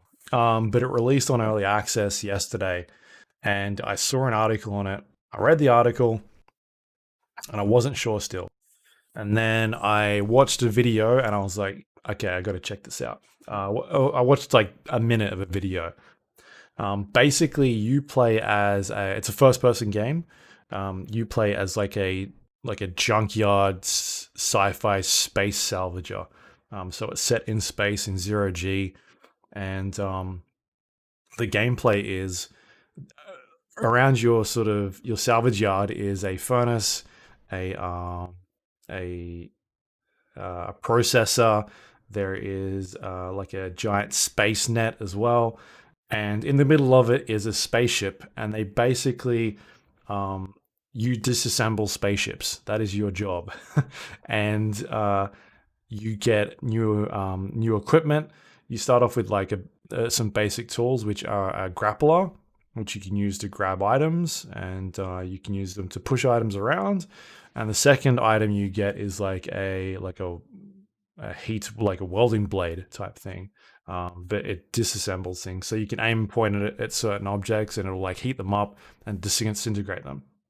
And so the ships themselves are like built up into all these different pieces, and you go in and you pull them apart, and you have to shoot the objects of the spaceship into their certain like whether or not this needs to go on the furnace, or this one needs to go on the processor. And so you do stuff like that as you progress through the level, and it just comes down to disassembling the spaceship. But the spaceships themselves have different types of materials, and sometimes they've got hazards in them, and so you have to get into the spaceship sometimes and be like, all right, well, there's an airlock, and so you open the airlock, you go into the airlock, you depressurize, and then you go into the spaceship. And you can't just start like disassembling the spaceship, because if you do that, it'll like, without depressurizing it first, it'll just explode. And so you got to go into the spaceship and figure out, all right, how do I stop that from happening? So then you have to depressurize the inside of the spaceships, and so you got to look around for the actual the wall component that does that, and then you got to make sure that like there's nothing else that's pressurized in there. And so once you depressurize the spaceship, you can then go and open that airlock again, and then you can start taking bits and pieces out of the spaceship. Or like on the outside of it, there might be its thrusters, and you can start like disassembling them really quickly, and then throwing them into where they need to be, and then taking off parts of the wall of the spaceship, and making sure that you don't like, none of the electrical equipment is still going. You know, you might have to power down certain parts of the spaceship, or like disassemble the fuel tanks and make sure they don't explode. And there's all these different like hazards in the spaceship that you need to sort of pull this thing apart in the right order without it just blowing up in your face or causing you damage. And it's just really like, man, I'm having a lot of fun with it. It's ridiculously fun. There's all these other things you have to manage, like your fuel tank, your oxygen tank, how much is sort of in these gadgets that you've got. Like you have to go back and refuel them sometimes. Maybe there's like a tether you can shoot, and you've only got a certain amount of tethers that you can tether to objects, and you might run out of them. So you have to go resupply those things. You might have to repair your spacesuit if you take any damage from any of the environmental hazards that are there. There's just all these different things you sort of have to manage as you're pulling the spaceship apart. And you've got objectives to do as well. Sometimes it could be really basic, like you've got to salvage 10 items of furniture. And other times it could be like you've got to take apart like the core flight component of the computer or something like that, and that requires a bit more. I don't know, like you need to be a bit more careful about that because it could explode in your face if you take too long, or you don't want to bump it against anything, and all these different like objectives that you need to do. And when you complete them, that's when you get points that you can spend to unlock new gear or new ways of these gadgets of operating. Like it could be something simple of like, this particular grapple now has it's got more force, so now you can push things a lot further and quicker. So there's a whole skill tree system, sort of like upgrade tree system. There's different types of like sensors for your helmet, so you can actually switch between your normal view to like a deep scan view and be like, you can sort of see into the walls and be like, oh, here are the joints in the actual spaceship, and you have to dismantle those parts first, or here are the subsystems of the spaceship. And if you're looking for the thing that'll depressurize the ship, like, oh, whereabouts is that? I need to find it. You can sort of flick through these different sensors and find it. And I've just, I've played like 7 hours of this so far, and I'm just having so much fun with it. It's very like chilled and relaxed, even though that there's like a timer. And that's maybe the one thing that I'm not sure about the game so far is that there's like this 15-minute timer where it's kind of forcing you as like a day shift. So you've got 15 minutes to pull this thing apart, and then you go back into your hub, and then you can spend your points and then come back out and start dismantling that ship again. Or you can get a new ship sent in and like dismantle that one instead. So I don't actually know how the timer affects your progress, but it'd be cool if there was an option to be like, oh, I don't really want a timer in there. There is definitely a free play which removes that, but maybe it needs to be increased a little bit on the campaign. So maybe like a 20-minute, because I just don't know. I don't like being forced, like rushed. But at the same time, I think it needs something in there to kind of not just have you dismantle a whole ship and like fucking take your time. So yeah, it's kind of, I don't know, it's kind of weird balance. I feel like I need to play more of it to kind of get an idea of, does that timer need to be extended, or does it even need to be there at all? But it's not causing major issues for me at this stage. I'm just wondering, like, oh, does it need to be there, or is it kind of just hindering my fun, more fun of what the game could be had? So, and it's got like an interesting premise of like you're sort of in debt of like $1 billion, and you salvaging all these parts is giving, like, you give money back to the space corporation that's sort of like hired you as this blue collar worker.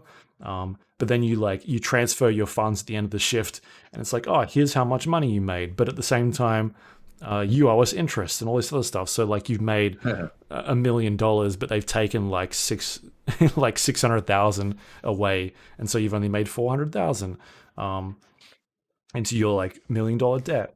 So it's kind of doing some funny stuff with that. But yeah, man, I'm really digging it. I think it's a lot of fun. It's so cool to just have this giant spaceship in front of you, and then dismantling it like part by part and seeing and like learning how to do it. So the next time that similar type of spaceship, you're like, oh, cool, I know what I'm doing first. I'm going to take away the engines, and then I'm going to go work on the airlocks, and I'm going to take these walls apart, and that'll let me get to the seats really easily, and then I'll throw them into the net, and like at the end of it, at the end of a day, I can have a whole ship just completely gone from like having a whole ship there just completely wiped out.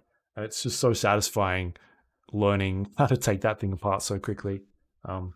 So yeah, I'm digging that game a lot. It's still early access. They've got Act 1 in there at the moment. They're saying there's gonna have 3 acts over 40 hours of campaign in there. There's a bunch of different types of ships that it kind of throws at you. There's unlocks and different types of gear and stuff like that. It's really cool. I dig it a lot. They're gonna have like a leaderboard system in there for people that can, I don't know, like do a time sort of trial against others and see who can dismantle ships quicker. But I'm digging this game. It's really cool. It's such a cool concept. Like something so unique and interesting that I'm having a blast with. I dig it a lot. It's so fun. Should I check it out now or wait for it to progress through early access a bit more? I think seems to be in a good spot at this stage. I don't know Yeah. what their plans are going forward in terms of more content. If it's like more ships and more interesting ways of dismantling that stuff. But Yeah. like like I said, I've put 7 hours into it already, and I'm having fun with it. Like if they've already got they're saying it's 15 hours of content in there already. I'm halfway through, which seems about right. And if they're going to get to 40 hours, like, yeah, that seems pretty nuts to me. But hopefully it means that there's going to be more like interesting ways of dealing with hazards or different ways of dismantling some of these ships. Because if it's just sort of 40 hours of what I'm doing at the moment, that could get a bit tedious. But it seems like there's a good skill tree there that you can unlock extra stuff. So yeah, and it's on sale at the moment as well for, I think it's 20% off. I picked it up for 20% off. So it's a $20 US game. And it's a very positive rating at the moment. And there's a bunch of people playing it. I checked before. There's like 7,000 people currently playing it. So yeah, it seems to be doing pretty well. I don't know. It reminds me a lot of like a visceral cleanup detail where you kind of in this spaceship, you're like cleaning stuff and it's kind of gimmicky and funny. Whereas this is like, here's a spaceship, you have to pull it apart. And it's, I don't know. It's just such a really interesting, unique game that I don't think I've played anything like this before that I can think of. So, yeah. Cool. I would, I've been following it for a little while, and it definitely looked like something I'd want to check out. But when I saw it was early access, and I saw a couple of people say it's quite early access, I was like, okay, I'll wait it out. Yeah, right. I don't know how, I don't know. It feels pretty good to me at the moment. It's not like I'm running into weird bugs or anything or dying randomly. Like I haven't had any of that. It feels pretty awesome. So, I haven't looked at any of the negative reviews yet, so maybe I should do that to see what sort of people are saying. But I'm immensely surprised by what this game is. Yeah, awesome. So it's called Hardspace Shipbreaker. It's not the best name. I think Shipbreaker could have been fine. Yeah, it's a bit of a weird one, but yeah, cool. It's on Steam. There you go. Sweet. All right. I'll be right back. Okay.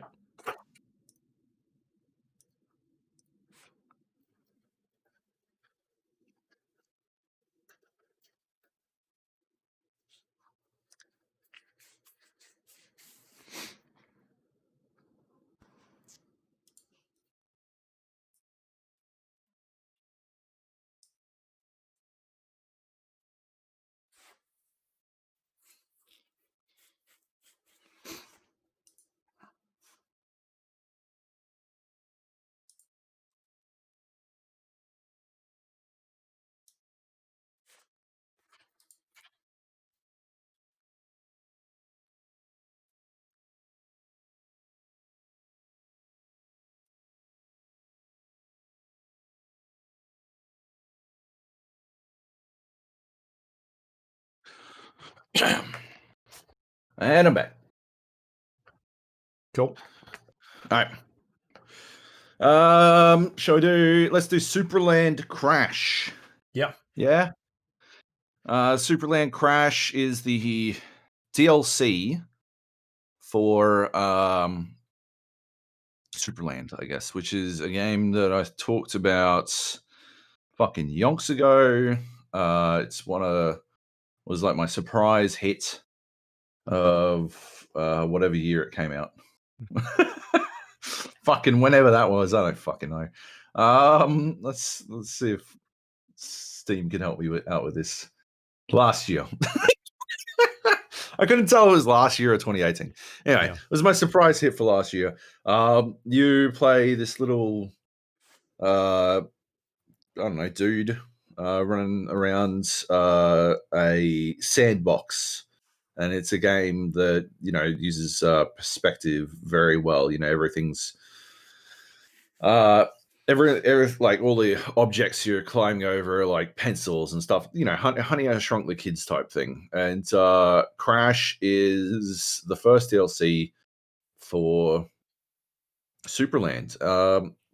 Yeah, it's certainly I do not like it doesn't rival Supraland in its complexity and depth. Supraland I think took me about 20 hours to finish, and Crash took me about 10 hours to finish.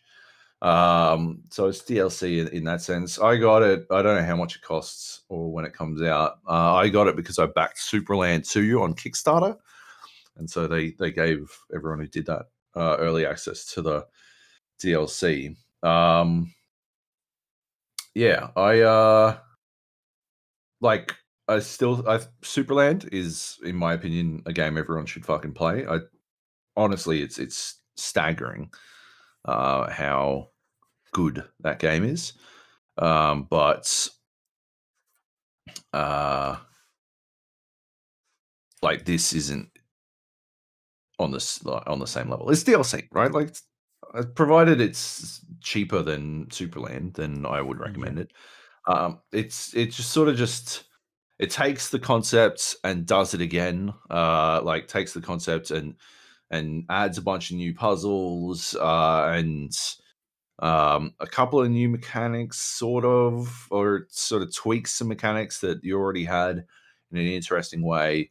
And I think it's supposed to provide a bridge between Superland and Superland 2, storyline wise, but I didn't give a fuck about the storyline in Superland, so it didn't really do all that much for me from that perspective.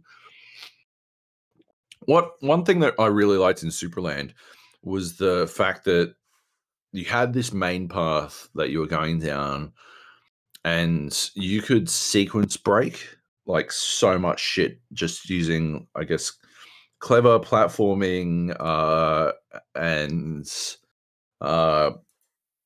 like perfect, like almost exploiting the mechanics in ways that seem like I think I talked about this in my Ori and the Will o' the Wisps review. You know, the idea of doing things that you think are outside of the scope of how the game should be played. And in Will o' the Wisps, one of the things that I didn't like was how often it felt like that was the correct, like that was the way you were supposed. Like you do this insane sequence of jumps, all of them having to be fucking pixel perfect, and then you would get and like you'd arrive at your location and there'd be some like main path objective there, and you'd be like, holy shit, I was supposed to do that. That was the solve for a puzzle. Meanwhile, you do that in Superland, you know, you bounce yourself off a fucking a brick, and then you fling yourself, like you tether to a piece of wood and fling yourself upwards, and then you jump off a brick while it's in midair, and that is 100% not supposed to be, like, not how it's supposed to happen.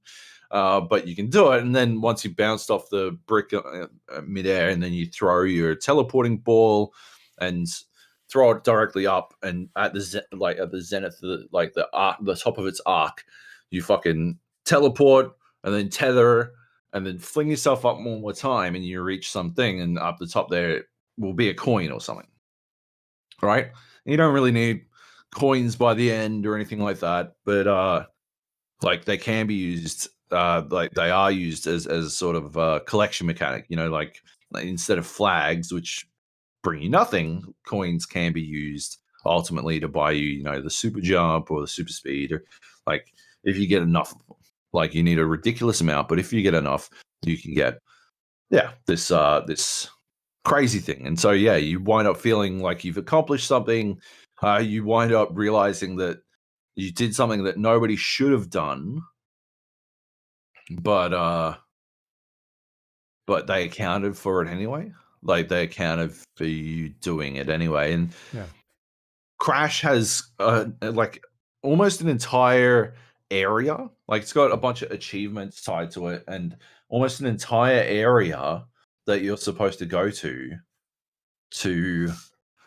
like make use of basically the same thing. Like you can There's a puzzle area, like a hidden area, and if you sequence break your way, I use sequence break. I know it's not really the correct term, but it works. Like if you glitch your way, I think glitch to me. I say sequence break because glitch sort of feels to me like you're I don't know, clipping through a wall or something. You're not doing that. You are you're like pushing the platform puzzling to the absolute limits of what you should be able to do. But if you do that, you can get out on top of this hidden area, and that leads to a even more hidden area that has a whole bunch of extra shit in it. And I thought that was really fucking cool.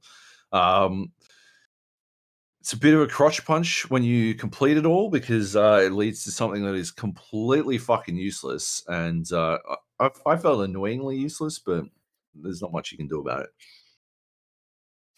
it. It's still like good for the fact that you like it is chockers with these puzzles where you need to be at the top of your fucking game in terms of platforming in Supraland. So like it's good for that. It's sort of like a okay. It's one of those bonus levels that you used to see in games where you had to be only the very best would be able to complete it. And so I wound up going through that, and I thought that was really fucking cool. Ultimately, I think Crash is very good. I think it doesn't do anywhere near as good a job as Superland did at the breadcrumbing, because Superland did a spectacular job of making you feel like you're always vaguely heading in the right direction. And there were a number of times playing Crash. There's this I don't know, this vague feeling I got in Crash that I was I don't know, that the playtime, maybe I only actually played for 9 hours and I spent an hour just sort of twisting in the wind trying to work out where the fuck I was supposed to go next. Like it halfway, it's vague enough that it artificially extended the playtime, if that makes sense. Yeah. I don't think it was a deliberate thing. I think, they just don't guide. I think they assume you've still got all of your knowledge from playing Superland. You've just finished Superland or whatever. Whereas, but the truth is, I haven't played Superland in fucking ages. So, anyway, yeah, I really enjoyed it. I found myself playing the fuck out of it. I played a while hungover. I think I got motion sickness. All right. Yeah, holy shit. A game gave me motion sickness. It was fucking crazy. I was full gonna spew. But then I went and had some more beers. So yeah. And then things were That good. fixed everything. Yeah, Yeah. everything was good. But yeah, anyway. Superland. Nice. Get It's into on my it. wish list, but it hasn't gone on sale. Yeah, which is interesting. Maybe they'll chuck it on sale when they release this DLC or whatever. Yeah. Yep. Anyway. Okay, 2 more games here. Let's talk about Rainbow Six Siege first. Okay. Me and Nate have been playing Rainbow Six Siege. We're doing some work around the new Steel Wave.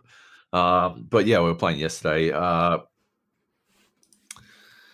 tell you what, the best thing, I don't know when they added it, but the best thing about Rainbow Six Siege is the ability to press tab and then mute everyone else in the fucking the voice chat and the text chat. Holy shit, it's the greatest. You just never have to listen to any motherfucker again. I love it to bits. That's fantastic. Yeah, because Jesus Christ, people are fucking cunts. They're such cunts. I got TK'd because I picked Malusi. I cannot believe that still happens. Are you serious? Get the fuck out of here. Jesus Christ. Fuck that shit. And yeah, I reported them, but nothing happened. It doesn't happen immediately. and they were at 2 stacks, so I couldn't we couldn't vote to kick them. They were trying to vote to kick me, but fortunately I was playing with Nate, so it didn't go through. Like, for fuck's sake. Yeah, Rainbow Six Siege, the worst thing about it is everyone who fucking plays Rainbow Six Siege, I guess.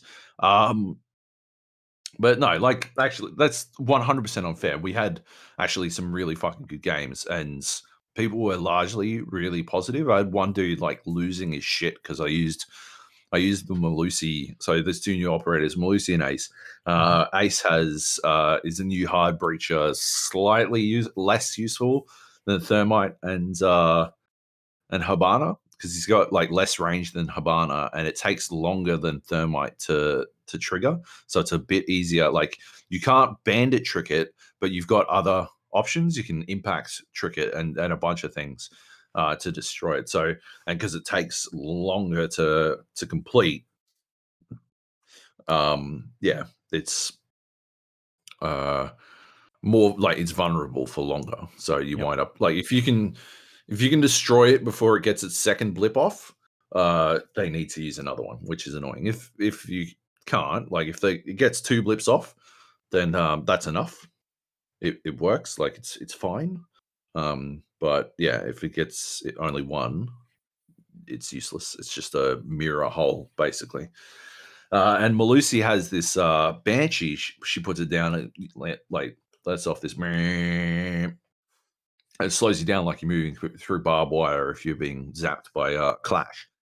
And yeah, this dude was losing his fucking mind because I put the Banshee down just outside the entrance, and there was only one person. Like, it was a 1-on-1, and as soon as the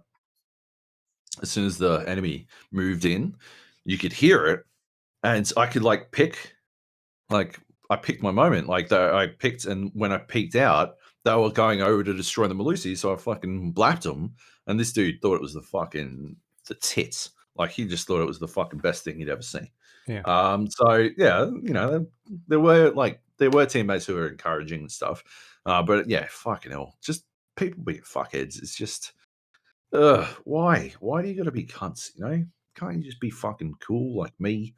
Like, I'm a cunt, but I restrict my cuntiness to like just my own chat, or usually my brain, but sometimes to anyone who's in Discord with me. Yeah. Yeah. Yeah. Long story short, I really like that, like, we spoke about it a couple of weeks ago when we did the preview session. But yeah, I like the house rework. I think Malusi is going to be insta pick, or maybe insta ban. Even, she's crazy. She's fucking amazing. She's such a big deal. And yeah, like, she slows down attackers a lot, so it's going to be challenging for teams to deal with that. I think Ace is going to change things up a bit, because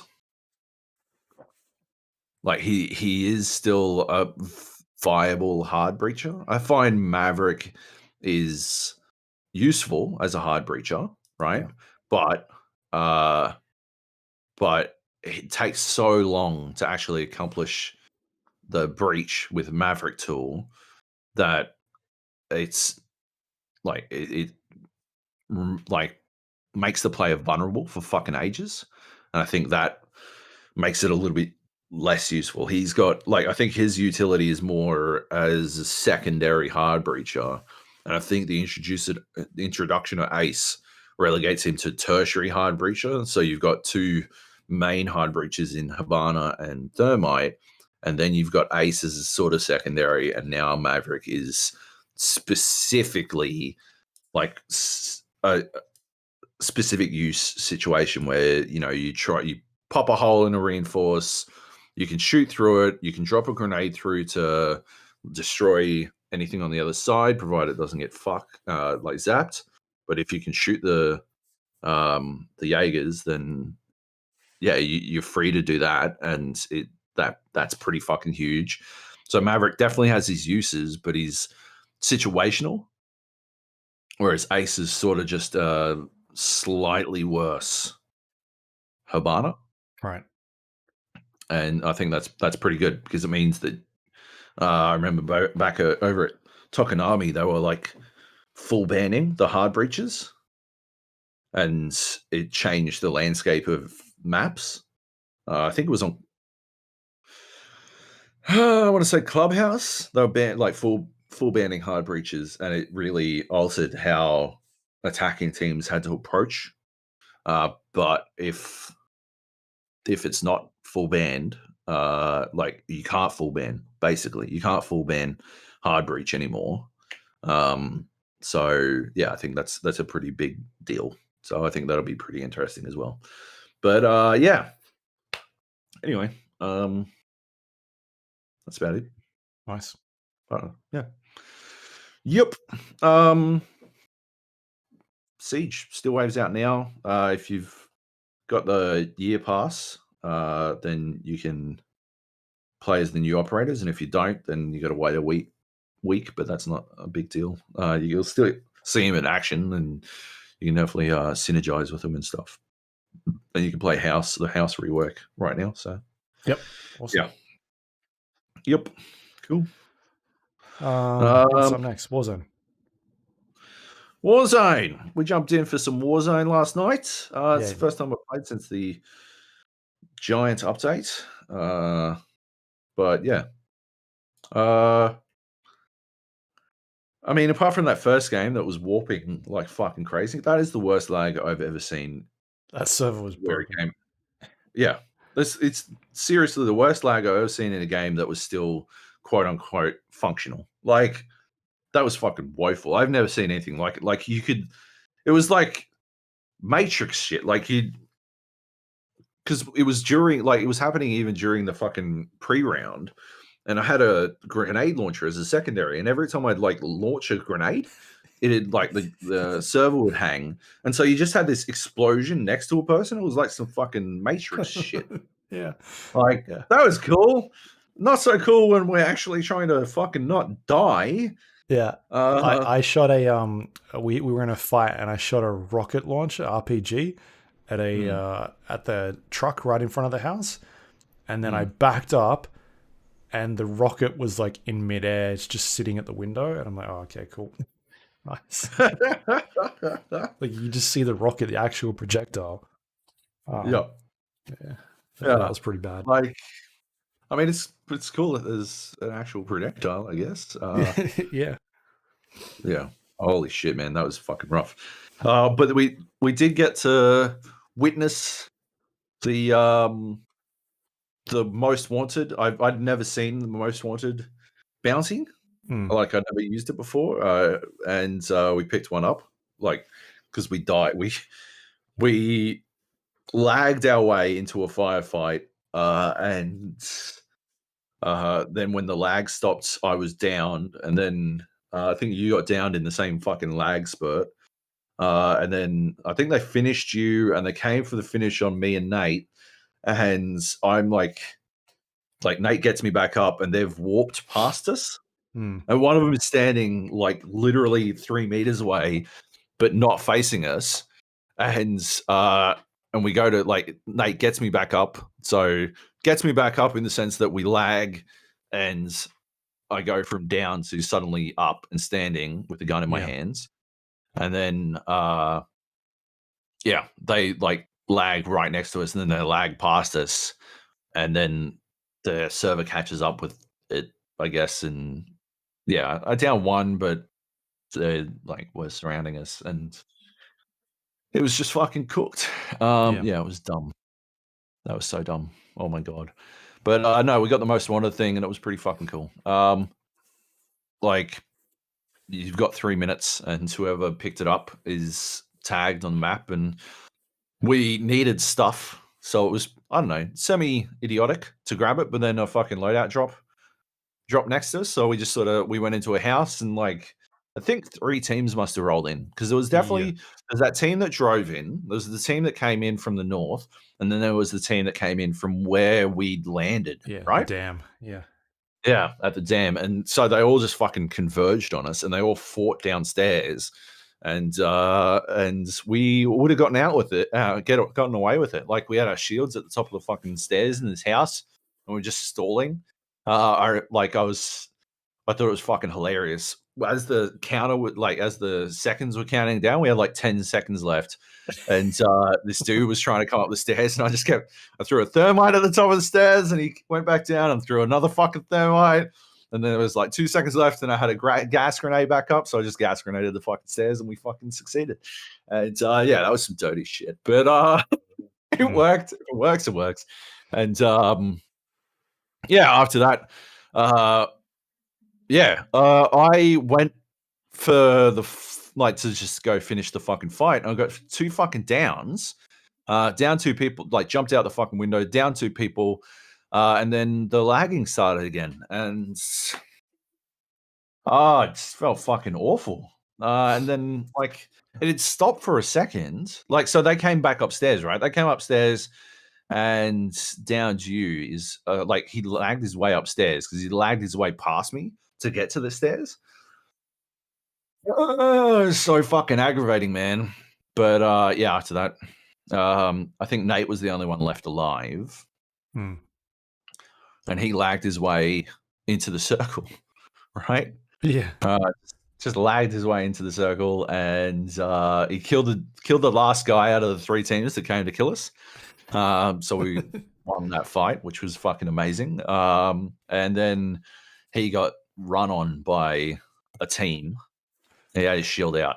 They were trying to get around him for the execution, but he managed to lag his way into thermiting one of them, which was spectacular. Yeah, they ran past him because they lagged.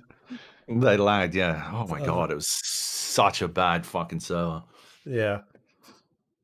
Yeah. Anyway, the next game was if it had done it again in the next game, I probably would have fucking quit Warzone. Yeah, this is unplayable.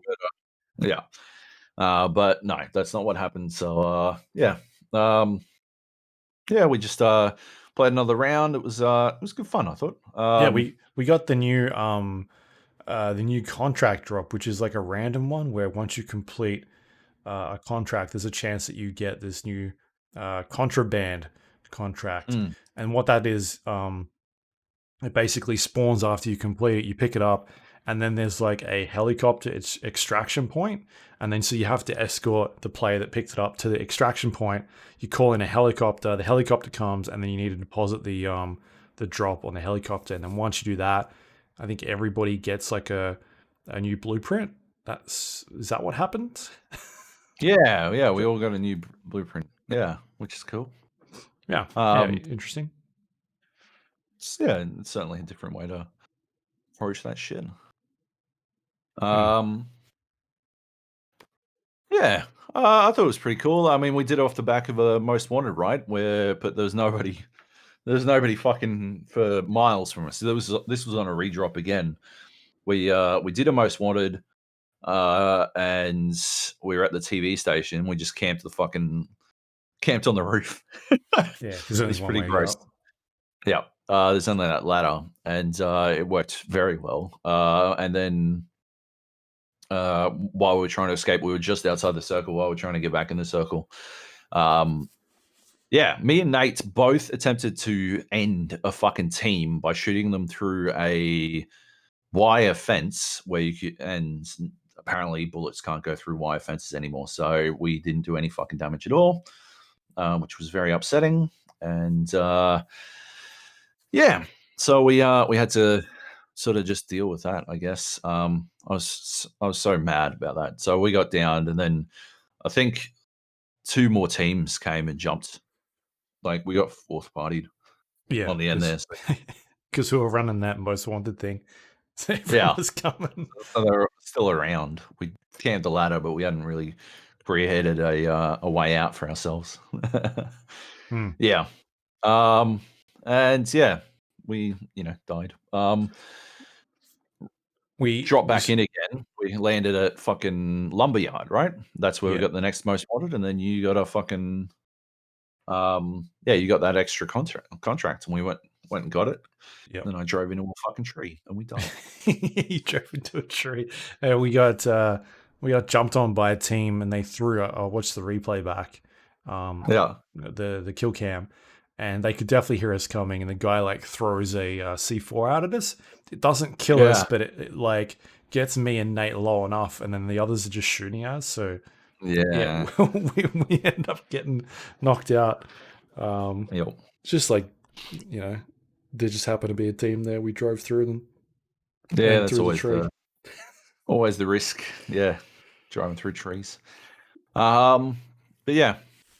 Anyway.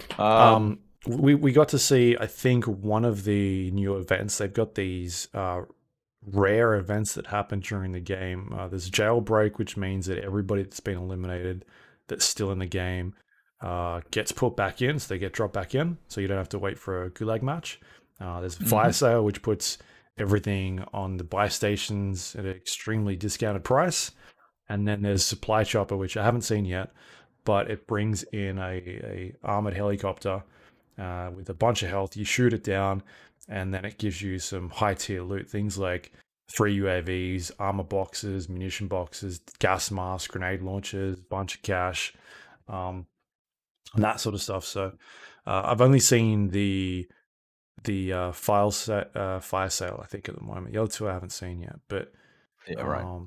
yeah, it seems like cool events, because I think we were playing and the fire sale Good idea. happened. We just didn't have anything.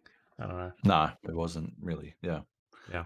A good time for us. And was that what was the game? Oh, we had one more game where we looped our way up through prison, right? Yep. That was a pretty good one. While we had a most wanted, we looped our way in through prison. There were 2 teams in prison, and none of them tried to get us, which was, I thought, a little bit weird. And then we managed to wipe the team on the fucking exit. We because they were waiting for us. Yeah, they were waiting for us to, like, they knew we were in, but we were waiting for them as well. So yeah. Anyway, that was a pretty good one. We got second in that one. Just got lasered at the end by some dude. Yeah. I watched it back, and we were standing out in the open, like, because we were in high ground and they were low. Yeah. All you could see is just fucking bodies in the sky. Like, you could easily see it. So I just got I just got pinged. Yeah, like pretty hard. Yeah. But yeah, no, that was fun. Some good updates. Some good updates there. I hope they make some map changes or something soon, because it has been a while and they haven't really touched the map at all. They're just adding a bunch of new gameplay elements. So yeah, I do think they need to make some changes to the map and stuff. I think it's about time to update the map and make it play a little bit different. Yeah, I died the other day because I think I was with some of the other guys, like Squirrel and that, and we were running into the circle, and the circle was ending like above a ridge, and we couldn't get above it. It was like at the quarry or something like that, and because of the way the vaulting works, you can't vault up those rocks, and so it's not a high jump. It's quite small, but we just couldn't vault up them, so we ended up dying to the zone because we couldn't actually get up there. Yeah, I think there's just stuff like that needs to be changed. Better vaulting system. Yep, 100%. Yeah. Cool. All right. Is that it? Just news. Yep. PlayStation stuff we already covered. Star Wars Squadrons was announced. It leaked, and then EA announced it, and then they showed some in-game engine video from it. It's a Star Wars dogfighting game. I am going to be a little bit hesitant on this one, just because of, I guess, the EA's Star Wars sort of track record. Yeah. I don't know. Like, I'm excited. I'm hoping it's what I want, but I feel like it's not going to be what I want. So I'm a bit hesitant on that one. I grew up with the Star Wars TIE Fighter versus X-Wing, and what was it? X-Wing Alliance? Was that what it was called? Something like that. Oh yeah. Yeah. So like those types of games, and we don't really see them anymore, other than like Chris Roberts' unreleased game. And I don't think this EA Star Wars game is going to be like that. I think it's going to be a bit more arcadey, sort of similar to the dogfighting missions that we saw in Battlefront games. But, you know, they're saying things, they're saying some good things, stuff like it'll support hot ass fucking Yeah. controllers and stuff. So joystick support. Yeah. Full support for all of that stuff. So I mean, there's a chance, and it's got VR support. There's my gut. I'm exactly the same. My gut says it's going to be arcadey, but my hope is it takes itself seriously, and doesn't. I think there is a trend for these licensed games to underestimate the consumer, underestimate what the consumer is willing to do to have an authentic experience. And I think if they just have faith in the consumer, in players, Yep. they will be pleasantly surprised. So my hope is, they do actually remain faithful in consumers. Yeah, absolutely. But yeah, I guess we'll see what that is. There's a gameplay reveal event tomorrow, and we'll see what it's like. They're talking about things like familiar characters from those universes showing up. Obviously, Wedge is kind of teased in that trailer as well. Yep. And I think I can still hear Nate screaming about that trailer. I think he's still going at this stage. He's very excited. But that's because it's Star Wars. Yeah. Anyway. Yep. So we'll talk about that more next week. Next up, we've got PAX Australia, and PAX West has been cancelled. But will be replaced by PAX Online, which will... I think it's September. I wrote September here, but I was 100% sure. But I think it's September it's happening. Kind of disappointing, but sort of unexpected. Yeah, as well. Obviously disappointing. I always leave it to the last second to decide whether or not I'm going, but I always want to be able to go and see everyone. That's the dream. But that's just straight up not an option this year, and that is a bummer. I don't know. Obviously, it's understandable. What can you do? It is what it is. But hopefully, PAX Online is good, and if it won't fill the void, but I think maybe it can make up for it a little bit. I know they're taking panel submissions and stuff. I had an idea for a panel that I might submit, but that might be pretty interesting / entertaining. I don't really know the rules or format of panels or anything at the moment. My idea is whiskey and video games. And so it's just like one of our other panels. Yeah. So I just drink whiskey and talk about times you've seen whiskey bottles in video games. That's the entire fucking pitch. Mostly just get drunk, talk about games that are fun, Bioshock and stuff. But yeah. That's my and Red Dead. We can talk about Red Dead. There's whiskey in Red Dead. Half-Life Alex. Hey? Half-Life Alex. No, that's vodka, jackass. Yeah. So we don't have to talk about shit games. So 9-day online event, panels, 24 hours, and looks like there's going to be a bit of alternating between. I mean, it's going to be interesting to see how they pull this off and what exactly they get, because it was going to be a big year with new consoles and that sort of stuff. But that's the state of the world right now. So we'll see what happens. What do we got else? What else do we have here? Pokemon Snap was announced this morning, today. Was it? Nintendo up to their old tricks. Okay, cool. I didn't see this, so I don't know.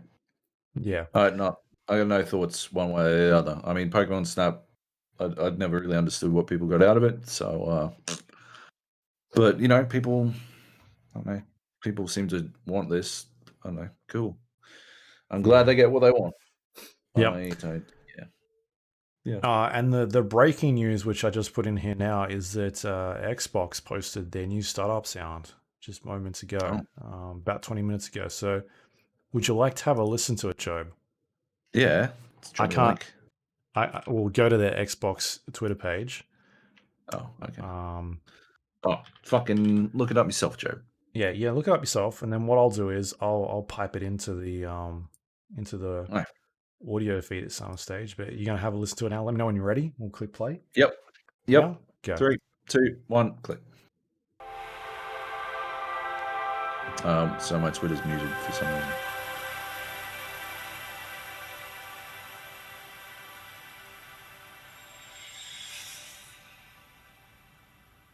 All right, it's a little bit underwhelming. There's not much. Is it sort of jacking the PlayStation steez? It's got that sting at the end that reminds me a lot of the original PlayStation startup. Yeah. I mean, ignoring the fact that it sounds like it was recorded over a phone. Yeah, I don't know, I guess. Yeah. Blah. It ain't blah is what I say. Yeah, I don't know. It's a weird flex, is what I'll say. A weird flex. It's but yeah. Yeah, maybe I need to listen again later, but I'm just like, oh, that's kind of underwhelming. Not really what I expected it to be. Yep. But there you go. There's that breaking news. And that's all. That's the news. Unless there's anything else that you can think of that we forgot. But otherwise, we can do some Discord questions. Do you want to have a look at that? All right, let's do it. Yep, let's go. Questions. Fridge Monster Man. Oh, it is. Hi, Joe. Hi, Luke. How are you? I hope you're well.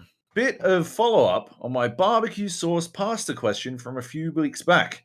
After some experimentation, I think I found a winner. Fry off diced bacon and onions, add a tin of crushed tomatoes, a jar of pasta. Jesus Christ. Add a jar of pasta sauce, handful of sliced pepperoni, a couple of handfuls of olives, copious amounts of chili sauce, maybe a tablespoon or two of Worcestershire sauce. Mix in cooked spiral or penne pasta, take off heat, and stir in a handful of mozzarella cheese and serve. I find, where's the fucking barbecue? Where's the barbecue? Am I going crazy? Is there no barbecue sauce in this fucking recipe? No, but he's made it's his own barbecue concoction. Like it's. Oh, he was making his own barbecue. I thought he was looking for recipes to use barbecue sauce in a dish, not make your own barbecue sauce. I mean, 100%, this makes sense to me. I find the Worcestershire sauce works really well with the chili sauce. If you try it, let me know what you think, and thanks for your advice. See, I think as a recipe, it makes sense. Like if you were trying to, because I think my theory was what you do is probably go for a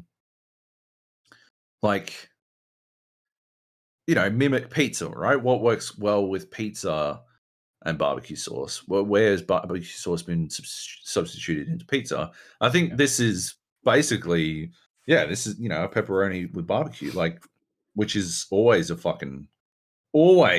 good option.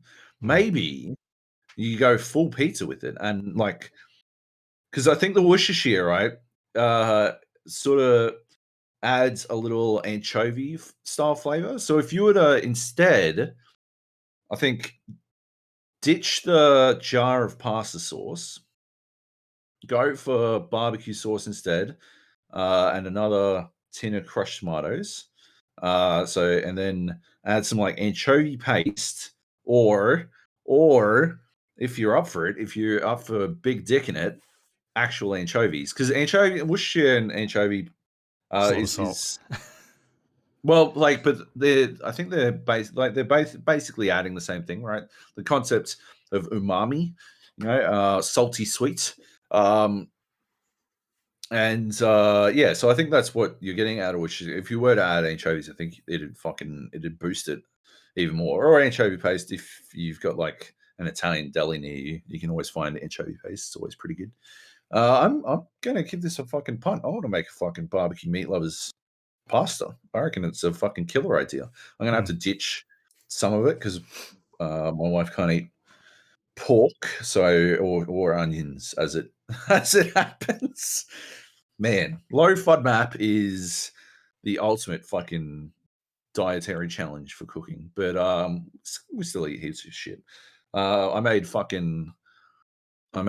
beef bulgogi burritos last night, and they worked very fucking well. It was, bulgogi beef, so I used rib meat that I cooked for 24 hours in sous vide, in like a Korean marinade, and then some kimchi, a 63-degree egg, like just spread out on the fucking burrito. And so you probably don't have to worry about this, Luke, because I'm sure you're fucking, you go to Whole Foods and they've probably got fucking burrito wraps for days and shit. But over here, you either make your own burrito wraps, which is a giant pain in the dick, or you can buy. Coles now are selling these huge flour tortilla style wraps that actually, once you got to cook them for about 20 seconds each side just to warm them up to make them pliable. But you cook them 20 seconds each side. I only find them in the Mexican section at Coles. But yeah, giants. And they work real well for making your own burritos. So that's a pro tip for Aussie listeners. Cool. And yeah, this thing was fucking amazing. The only mistake I made was I used too much rice because we made a fuck ton of rice the other day and we need to finish it all before the weekend. So we were like, oh yeah, just chuck a bit more rice on there so we can get through it a bit faster. But yeah, anyway, that looks good, man. I'm definitely going to give it a shot. I might make the adjustments that I mentioned. I might actually sub in some chicken. Go for like a chicken. Oh yeah, chicken pasta. Barbecue. Chicken barbecue, yeah. Still basically everything else the same. But yeah, chicken. Just because I can't do pepperoni is also a pork product, unfortunately. So it just stitches me up. About beef. That's cool. So I could do beef sausage, Go full barbecue meat lovers. Yeah. Yeah, okay. I'll go that. Nice. Sweet. I'm excited. I'm going to give it a punt. Cool. Thanks for writing in, Fridge Monster Man. I'm glad the experiment continues. Yeah. And all right. That would be our questions. That is it. If you would like to find us on the internet, the podcast, you can find us on iTunes, Android, Windows Store, Spotify, YouTube, all the places you get your podcasts from. We're on there. The Gap, the GA podcast or the Gap podcast, please rate and review the show if you have a moment. It helps other people find it. If you would like to send us any questions like Fruit Monster did, you can email us, the GA podcast at gmail.com, or you can go to our Discord page, the gapodcast.com/Discord. There's a bunch of other channels in there. People were talking about,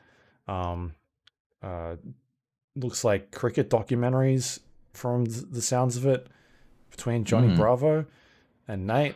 They're mad because I was shitting on baseball, and then we also shit on cricket. Cricket is just fuck terrible. Baseball and cricket. I noticed that you didn't say baseball was terrible, even because I've been to baseball and it's usually pretty good because you drink a lot and they're trying to hit the ball. We talked. I've said this a billion times. Yeah, look, the fact that you get to drink somewhere doesn't make it good. You can drink somewhere pretty much anywhere, so that can't be your measure of a good time. That's ridiculous. Okay, we'll see. You're setting too low a bar. Yeah. Anyway, yeah, jump on the Discord page. We'll be talking about all sorts of stuff. We can play games with us, usually happening on there. You can find us on social media, facebook.com/GA podcast, twitter.com/GA podcast.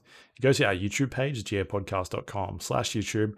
This week, I'll chuck up some Spacebreaker videos and maybe some Polybridge stuff because I've got some recordings of that. So Cool. I'll do a bit of that on there. If you want to also find us on our website, you can go to thegapodcast.com. It's got links to all the things we talked about this week on the show, including any past episodes you might check out. You can do that. You can go check out Joab's review of The Last of Us Part 2, which is very good. And that is all thanks to our Patreon members who help support the show. You can go to patreon.com/GA podcast if you'd like to help us out. And we appreciate everyone that does that every month. Helps us pay the bills. Anything you'd like to pimp out this week? Obviously, your Last of Us review is up there. Yeah, go have a look at that. Absolutely. Make sure you tune in for our spoiler cast once you're ready to listen, because I think it's going to be a fucking spicy one. I think it's going to be something pretty interesting. Because we've got Nate on, and I think he's going to bring some heat. He hates games. He hates games nearly as much as you. Unless it's got Star Wars in the title. It was called The Last of Us Star Wars. He'd be in. It'd be 10 for him. If you were running around as a stormtrooper, he'd be so happy. Yeah, he would. He'd love it. All right. You can find me at twitter.com/Luke Lawrie. Joab is Joby Jojo. And I think that is it for this week. I'm not sure what we're doing next week, but I'm sure we'll find some games. Hopefully we'll have fewer tech problems. There's the Steam Summer of Gaming, or whatever the fuck it's called, with all the demos. Yeah. Steam Game Festival Summer Edition. Yeah. So I think there will be a bunch of demos that we can check out at least. So, awesome. And I'm going to try and go through some of the itch bundle for racial equality and justice. Check out some of the ones that I haven't played there before. Did you check out Desperados, or was that just Nate? Just Nate. Okay. I haven't played it yet. I do have it. I haven't played it yet. I'm very keen to, but haven't had time. Yeah, it seems like it's very good from what I'm hearing. Yeah. So. Yep.